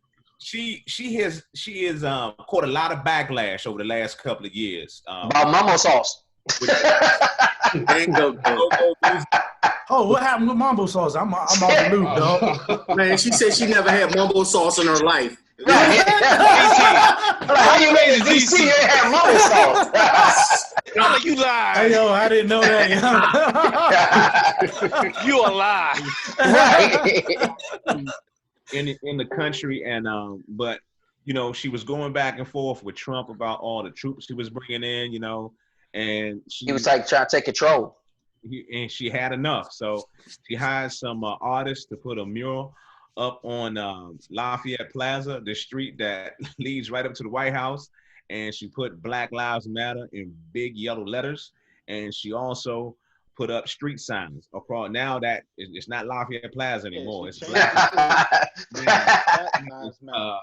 Plaza now, and you know, you gotta for the moment in which she did, you know, it went national. You got to give her a round of applause. You got to. Oh, absolutely. Yeah, absolutely. That was gangster. Absolutely. Because they've been hating on her. And I'm gonna jump to the brother minister, brother Al, because we talked about that in the day. Oh man, he was like, well, you know what, Craig? That's nice. That's nice. but she got to do a hell of a lot more than just put up a damn sign. And it's understandable, you know. She has, because the city, under her watch, we kind of, I mean, she took care of the others. To be honest, took care of the others. What do you mean took care of the others? Can you clarify? I mean, who is in DC? Who lives in DC, Craig? What do you mean? It's 60% others now. DC is 60% others now. DC is others. One statement. Let me make one statement. With the police department, she put money when DC over the last couple of years was asking her to fund the actual wards 8 and ward 7, because there's no real hospital in either of these wards, no real point to help out any citizens like that in either of these wards. Instead of giving money to the people and how they need the money, she increased the police department by another couple of million some odd dollars, but probably like $10 to $20 million. So it was a lot of flack with that. You know, you said the hospitals? I don't know at all. I'm gonna let the brother minister get his point across, because you know he brought it up. But the hospitals are probably funded though, man. So I'm yeah, that's kind of I think you mix the apples with orange. You mixing things. You're not. But brother, you don't have your facts right, brother. You don't have your facts right. Yeah, brother minister, can you clarify? Brother minister, y'all got more mute. No. On mute. No. I would just listen to what Craig was saying.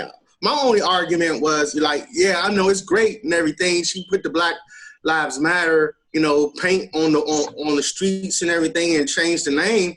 But you know, I'm gonna sit and wait as a DC resident. I mean, she did 60 things wrong and do 2 things right, and then everybody's cheering. So I was like, no, I'm just gonna take a wait and see approach to the whole situation. You know what I mean? So that's my whole thing, because at the end of the day, if you really look at it, the only reason she's beefing with Trump is because he didn't pay the inauguration bill. So that's the whole argument of the whole situation. That was the start argument. That was the start of the argument. What's the you said 60 things. Give me the top 2. And again, I'm not a DC resident and I haven't been following this. So for our listening audiences, what is the top 2 or 3 things that you feel like her administration hasn't really taken care of? It's just like just like what Black said, she hasn't taken care of Minnesota Avenue, Ward 7, Ward 8. She haven't really looked in there. She haven't been walked around in the neighborhoods to see what's happening. Just like over here at Berry Farm, she let them take it over. But you got to think development. You got to think that's been in the plan. That's been on the plan 10, 15 years prior even before her. But still, at the end of the day, it's a historic site. It's a historic site. What? I don't care if it's in the plans. Are you talking about Berry Farms? It's hard. That's hard to make that change. It's only been one mayor that's really did anything for Ward 7 and 8, and that was Mayor Berry, because that's where he was from. And that's the mayor for life. That's it. I mean, it's nobody else. Now, she may be looking at it as putting this new facility or whatever up in Ward 8 that's going to bring money into the community, but no other mayor has ever done what they're expecting her to do. No other mayor has ever done that but Mayor Barry. But you know what? And Al, I agree. I understand where you're going with it. And like you said, you are a DC resident, but I just looked at just like Craig was trying to beat into the ground, just the moment, just the day. Like what she did, Al, she might have did 60 things wrong. And this was the one right thing she did. But this one thing she did is historical. I mean, it's gonna go down, you know, like your grandkids, your grandkids. I mean, it's gonna go down as a historical moment, you know, and it's gonna inspire. It's gonna inspire somebody that we have no idea who is inspired. And I'm with you, old Blue, and I'm with Craig at the same time. I'm like, I have no beef with that. You know what I'm saying? Because at the same time, long as we're going in the same path as like we all in one unity, I'm not tripping off the whole situation. But my whole thing was like when me and Craig was doing our back and forth was, look, I'm just gonna sit back and wait. You know what I mean? Because I've seen more of her doing something the opposite than what she had done, you know, with, you know, just the Black Lives Matter. And just like when I go back before, but just like when I go back before and say, hey, the only reason she went back and forth with Trump is because he didn't pay his inauguration bill. And that's the whole beef been going back and forth for the whole 3.5 years. Okay, so that's my whole thing. But so my thing was it a black woman thing that like excuse me for what I'm saying, but I'm saying is like it's because he said that she was like she's begging for money again, and that's how it went down. Is that why she painted it? But that's my whole situation. He's doing that with every minority governor or whatever mayor in every city. It's not just just minority. He's doing anybody who don't agree with him. Yeah, right. That too. Exactly. That too. But the fact that she's going after him for that inauguration money, that's going to be money that's going into the city. But it's also saying that he's trying to take over the police department altogether, which makes everything that happened in D.C. a federal crime. Yeah, that's what he's trying to do. She got to stand up for it. Yeah, I mean that's the whole thing. What I was saying is that at the same time, if he didn't challenge her or he didn't say, "Hey, she's just begging for money again," will we have that Black Lives Matter plaza? That's my whole situation. That's my whole. One didn't have nothing to do with the other. George Floyd created that situation to me. It did. And that's what I was gonna say. The Black Lives Matter. What she did aimed at Trump. What she did is based off the fact that the state that the globe is in over George Floyd is giving everybody the courage to do things that they probably wouldn't have done before. Right. Even speak your mind, not worrying about what's going to happen, do certain things. You know what I mean? It's like you have if you have the platform to do it, speak it. You're not gonna have no flack back, no pushback or anything at this moment in time. And Al, don't get me wrong. I'm not defending her because like I said, I'm not a DC resident no more either. I'm not defending her, but I'm looking at she's doing this stuff. Y'all saying she only doing it because of one thing, but if she does not do these things that she's doing, the city gonna be in a lot worse off than it is right now. If you leave it up to the dude that's sitting up there, if you leave it up to 45, right. they be breaking in more things. They would. Yeah, just probably for her to put the Black Lives Matter down on that street, she probably prevented a whole nother looting and everything else that would have became beyond that if she didn't do that, honestly. I'm going to tell you, there's some haters out there already because, you know, they already have put black spray paint on that mural. Yeah, sure. He said he was going to have the National Guard painted over that night. Yeah, I know that. I didn't know that. I wanted her to live in the moment. I was just reporting the news. That's all I'm doing. All right, this is some Wildcats podcast. We're still hanging out with my man Lou Powell. We all give it one more time for Mayor Muriel Bowser. She did her thing. She put it up. You know, gotta give it up for it. Gotta give it up for it regardless. Let's just live in that moment, and we gotta. I'll do exactly what Al's doing. You gotta watch because you got a lot of DC residents. I'm not a DC resident that actually really they got issues. They got issues with what's going on with the administration over the past couple of years. But we're gonna live in this moment right now, and we're gonna do what we do. All right. So we get into the point of our show, Lou. Yeah. This award is called the FIUU Candidate of the Week. I don't know if you know exactly what that is. It's called Fuck It Up University, Lou. It goes out to somebody fucks it up majorly. We give them this scholarship to our university. They get a full ride to go there because they're some dumb bastard. So this HBCU that we created. On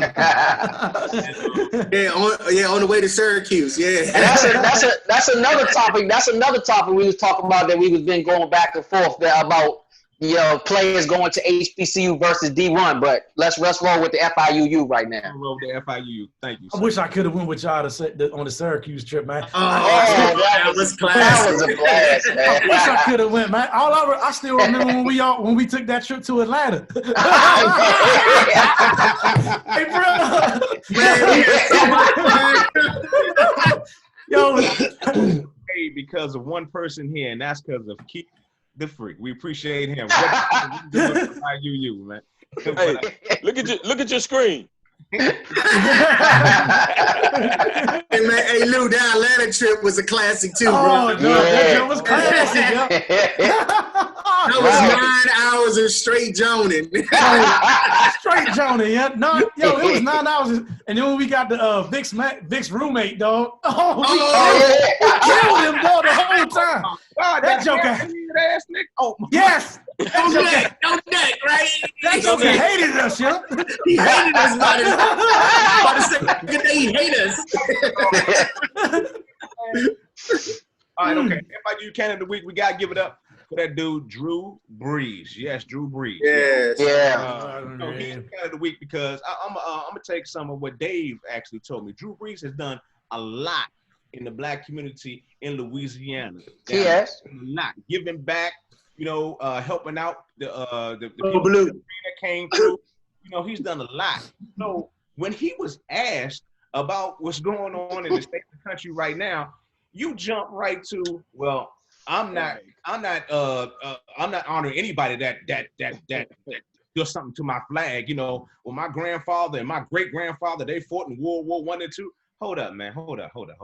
That's not what we asked you about, dude. This ain't the time nor the place. So if you've done all this in the black community, you got all these black players around you, you should know we can't give you a slide then. That's your dumb ass remark. That's your fault. I can't. He said his apology. He did what he did. He didn't have a change of heart. I'm not Craig, he didn't have a change of heart because he said the same thing in 2016. Said the same exact thing in 2016 when Cap took a knee. So it wasn't about that he had a change of heart. He just had so much backlash. He had to come out with a daggone a retract statement. That's all that was. I'm gonna piggyback off of Dirk. And what happened was he got a hell of a PR team first and foremost. Yeah. Second of all, they was trying to change the narrative of the whole situation, and when the narrative never changed, and they knew that shit was fucked up, that's when everybody started saying, "Hey, you know what? We might have fucked up on this shit." I mean, it was clear that he was still missing the point. It was never about him kneeling and disrespecting the flag. It was never about that. And so now, even the NFL now is trying to say that they came back and now they see it. But okay, if you saw it then, and you know that that's the main reason that Kaepernick was out, then that's what you should address. In that apology, the only way I can accept that apology is if they had to call that man's name out. Keith. In that apology. None of them that was all what he was talking about. They're not going to do it. They're not going to do it because they scared they're going to get sued. I'm saying that's the only way that I would have accepted it is if they call his name out. If you listen to that apology, it was everything that Kaepernick had been standing for. Right. Was what they apologized for in that apology. Man, you got to think about said his name. Hey, Keith, you got to worry about them getting sued. I think they was worried about getting sued. That's why. They're already getting sued. I mean, that's what I'm saying. The biggest thing that's coming out of all this, we the lines of communication. We're talking about it, even though as he said it's ignorant shit.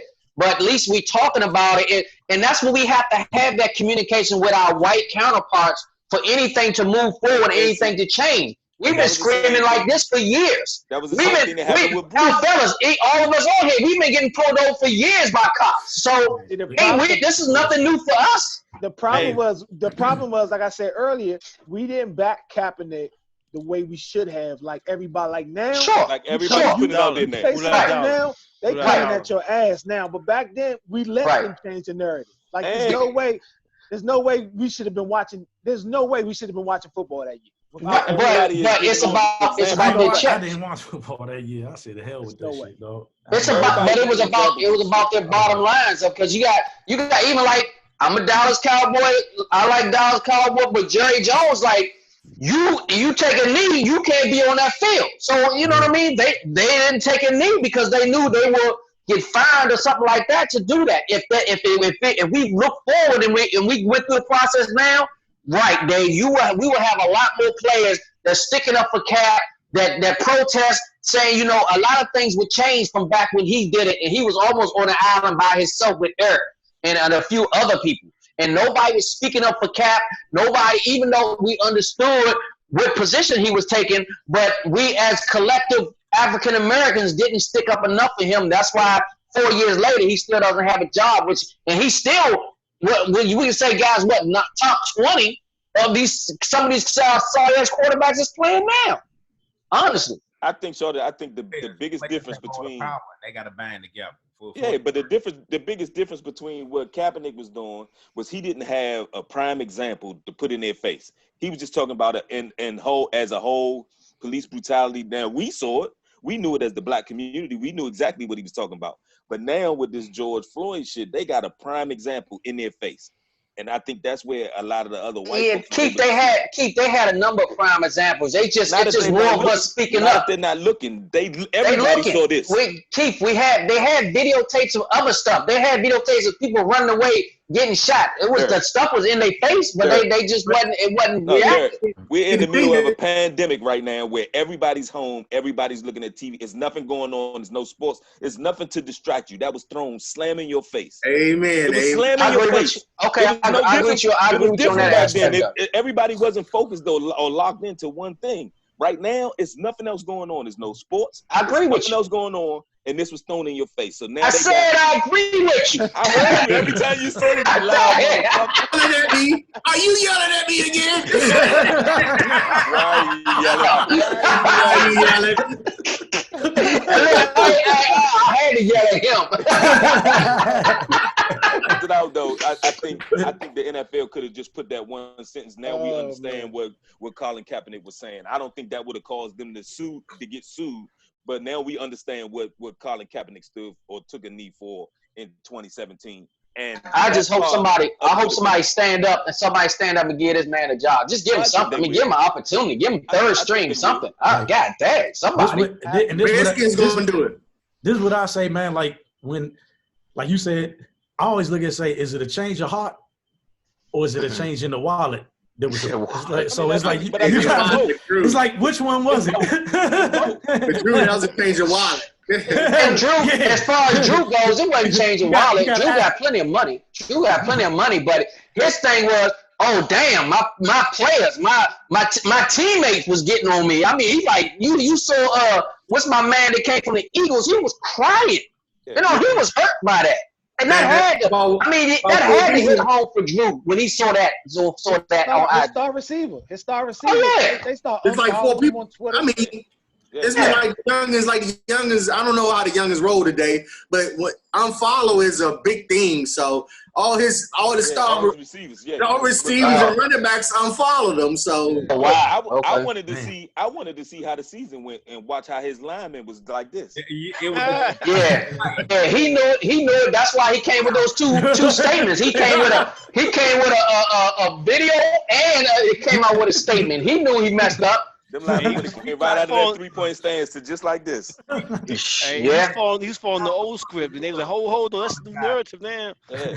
He's following the old script. We ain't doing that now. No, hold up.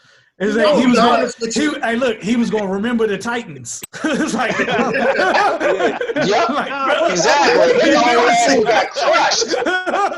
Look, they better get Cam Newton a backup. They're gonna need a backup for him. They got Jameis Winston down there. They got Jameis. Yeah, that's Jameis Winston down there. Oh shit! But they shouldn't have gave up. Old boy went to North Carolina for the backup. Shit. All right, so we've come to a consensus. Is yes, Drew Brees is Movie Candidate of the Week. His paperwork has been processed. He's on a full scholarship. We're gonna have him head of the athletic department. Yeah, got to. No. Why he can't get African American studies, right? I mean, with a minor in African American studies. He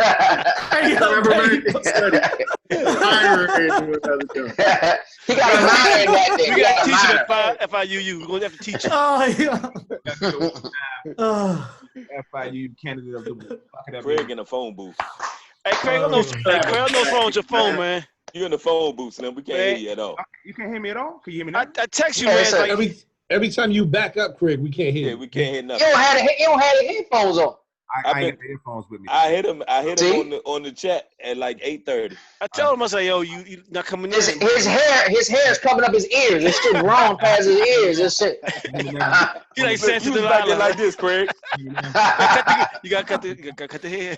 He's the FIU candidate of the week. How about that? Y'all hear me now? Yeah, we can hear you now. All right. I'm facing the goddamn screen right now. Thank you, Florida Evans. Damn. During all this talk about, the NFL and Drew Brees, has Jay-Z made a statement? Has he came out to make any statements yet? He doing something behind the scenes. I did see something about him working with somebody behind the scenes. It was he's getting ready to not out loud. No, he's the governor of Minnesota. There you go. Don't start that shit again. Why he need to be up front? Because he made a big don't start that again. Start that again. We're done with kneeling. He don't said start that again. Right, because he's behind the scenes making stuff happen. Working.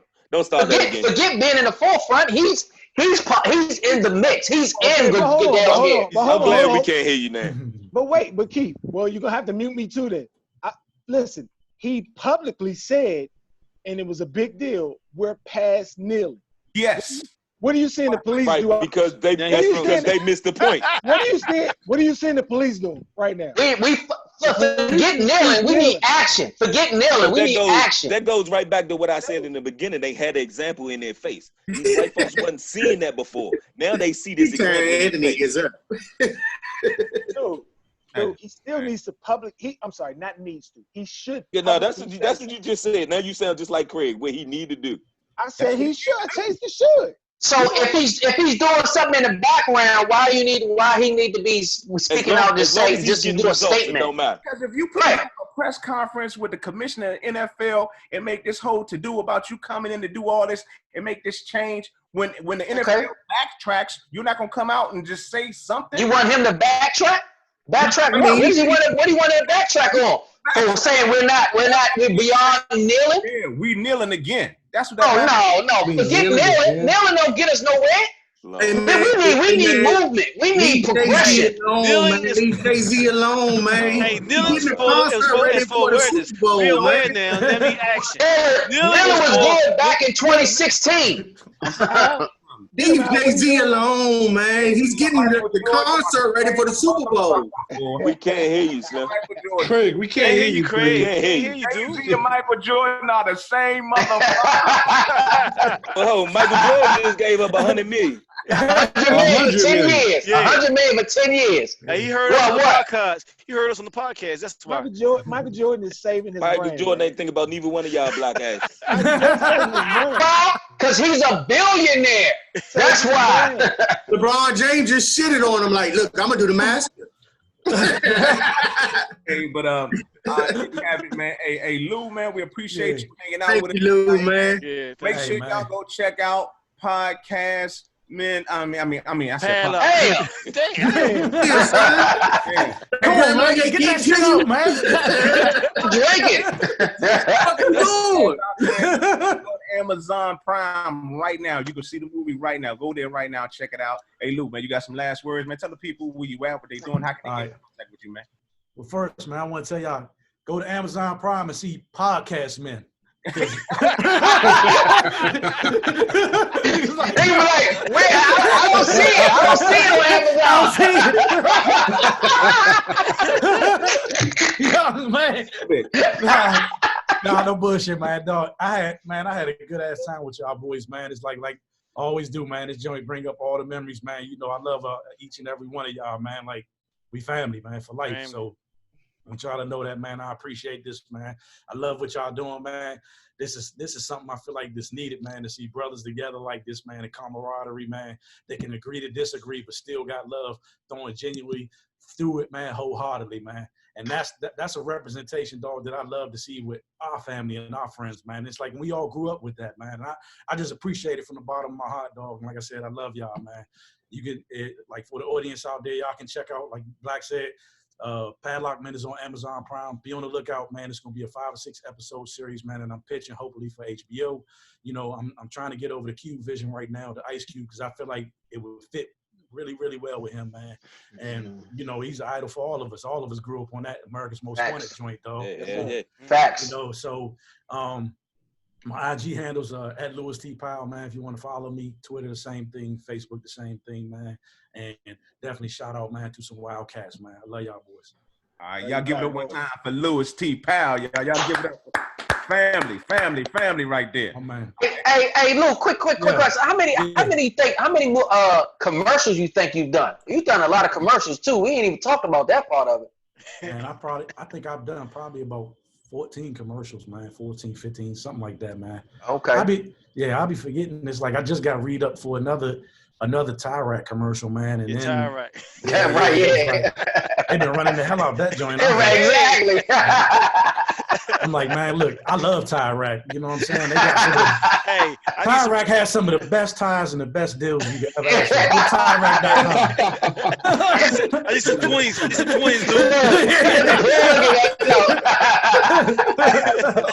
Twins put up profiles. All right, man. So you can check out our podcast all over social media and on all your favorite podcast apps. We're everywhere. SoundCloud, Apple Podcasts, iHeartMedia, and also go to our YouTube page. Subscribe to Some Wildcats. Check us out, all right?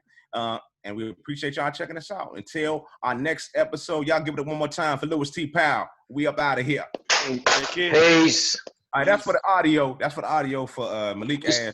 We still on. We're still on Facebook Live. Yeah. Man, that's on 2 hours, boy. He gonna be mad as shit. He ain't gonna be able to use it, Craig. I'm We've telling been you, on for 2 hours. I didn't even know we've been on that joint. Oh yeah. Ain't even seem like it. Hey, Craig. Craig, for real. Every time you talk, the first 3 words you say, we can't hear. Get the fuck out of here. What the fuck? Yeah. I heard that. We already told you. Because he's up on the computer.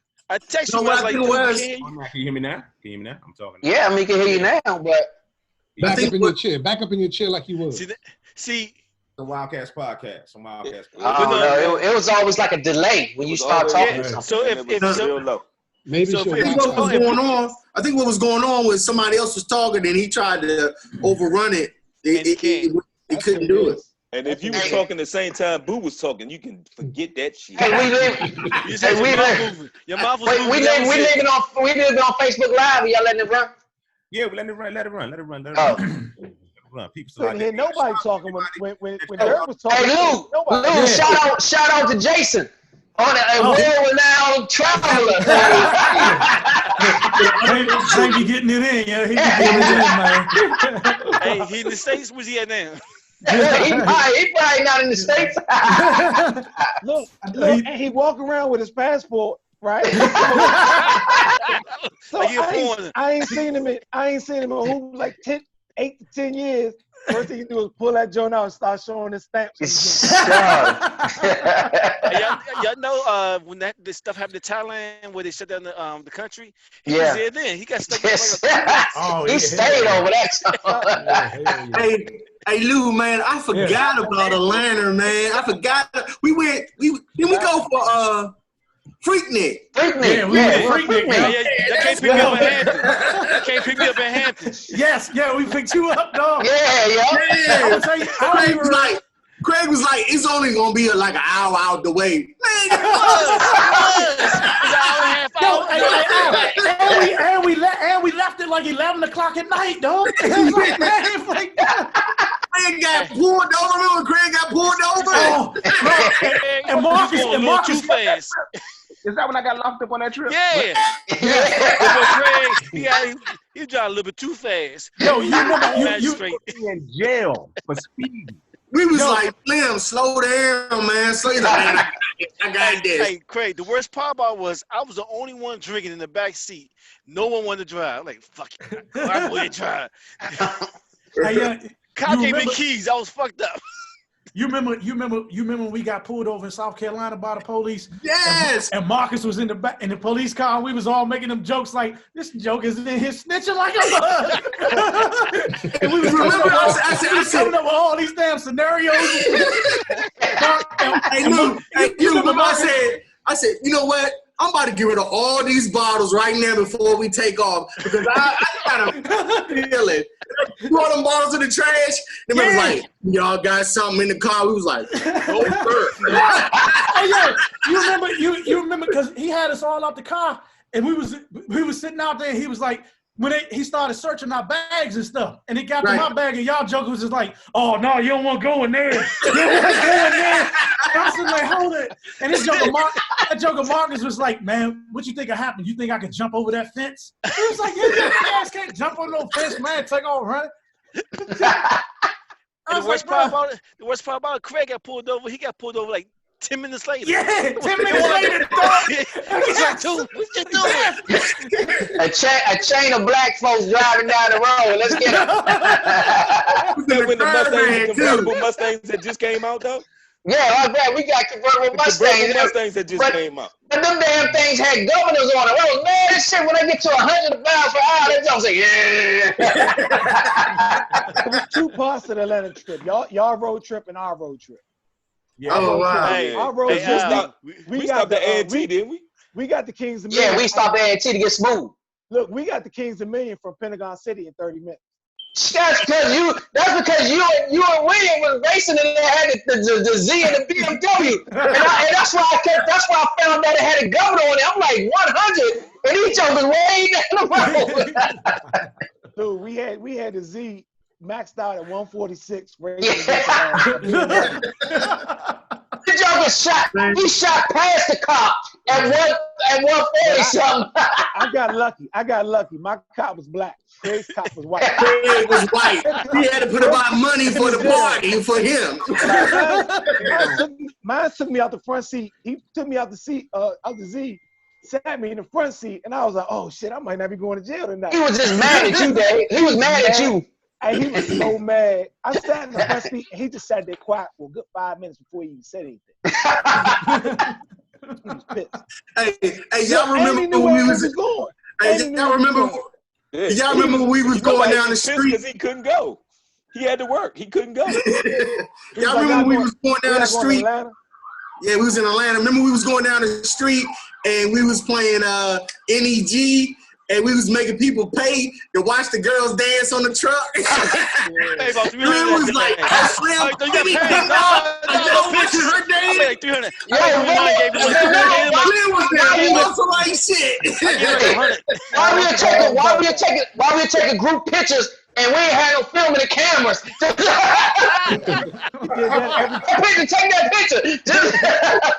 Man, nothing like Freaknik, man, back in the day. Nothing like that was the last year because the Olympics was coming the next year. They getting ready for the Olympics. I don't know. Dave seemed like he got all Anthony pictures from that. Hey, I want to come over Dave's house. He had the pictures no more.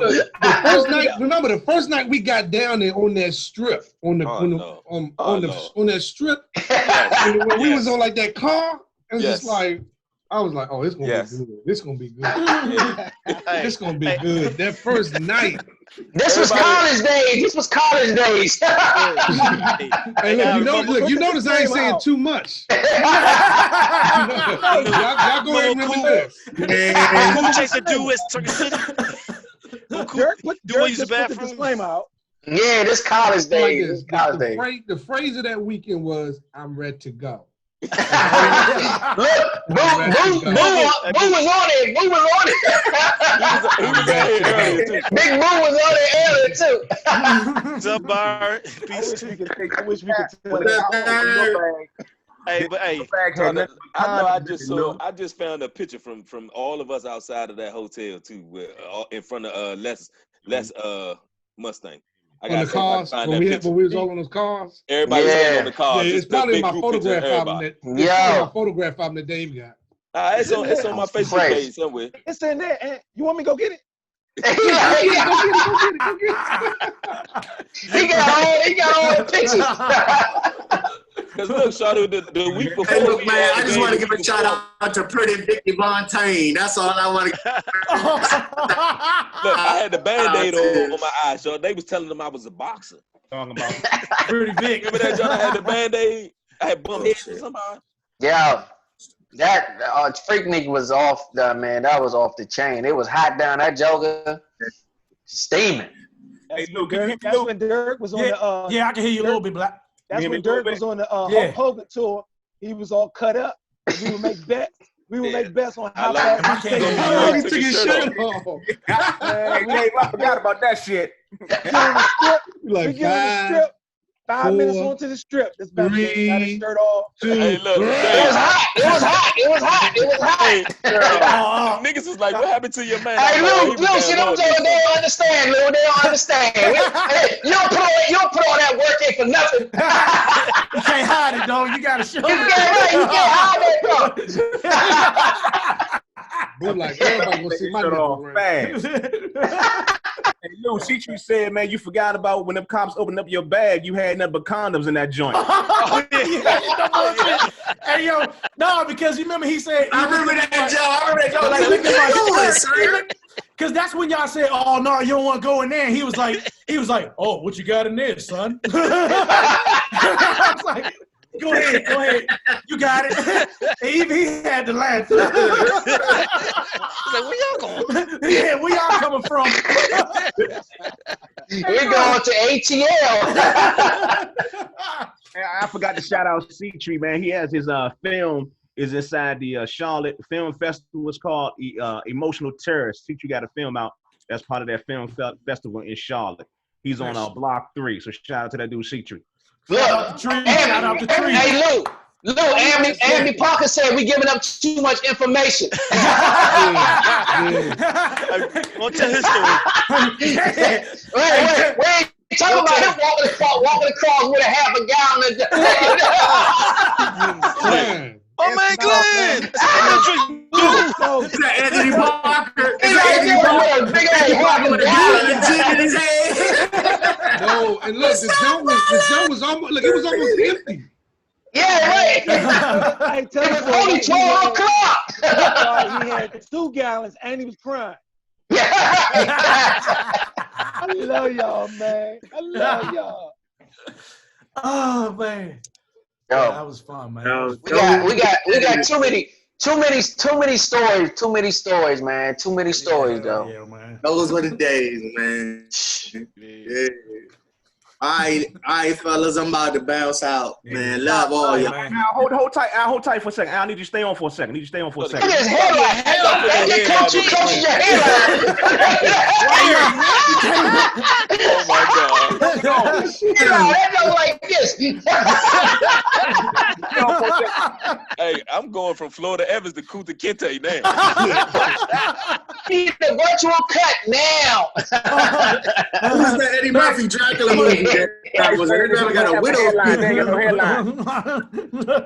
For real, I need you to stay on for a second, man. Hey, Ant, go ahead and take us off Facebook Live. I need to do something real quick. You can start recording too, man.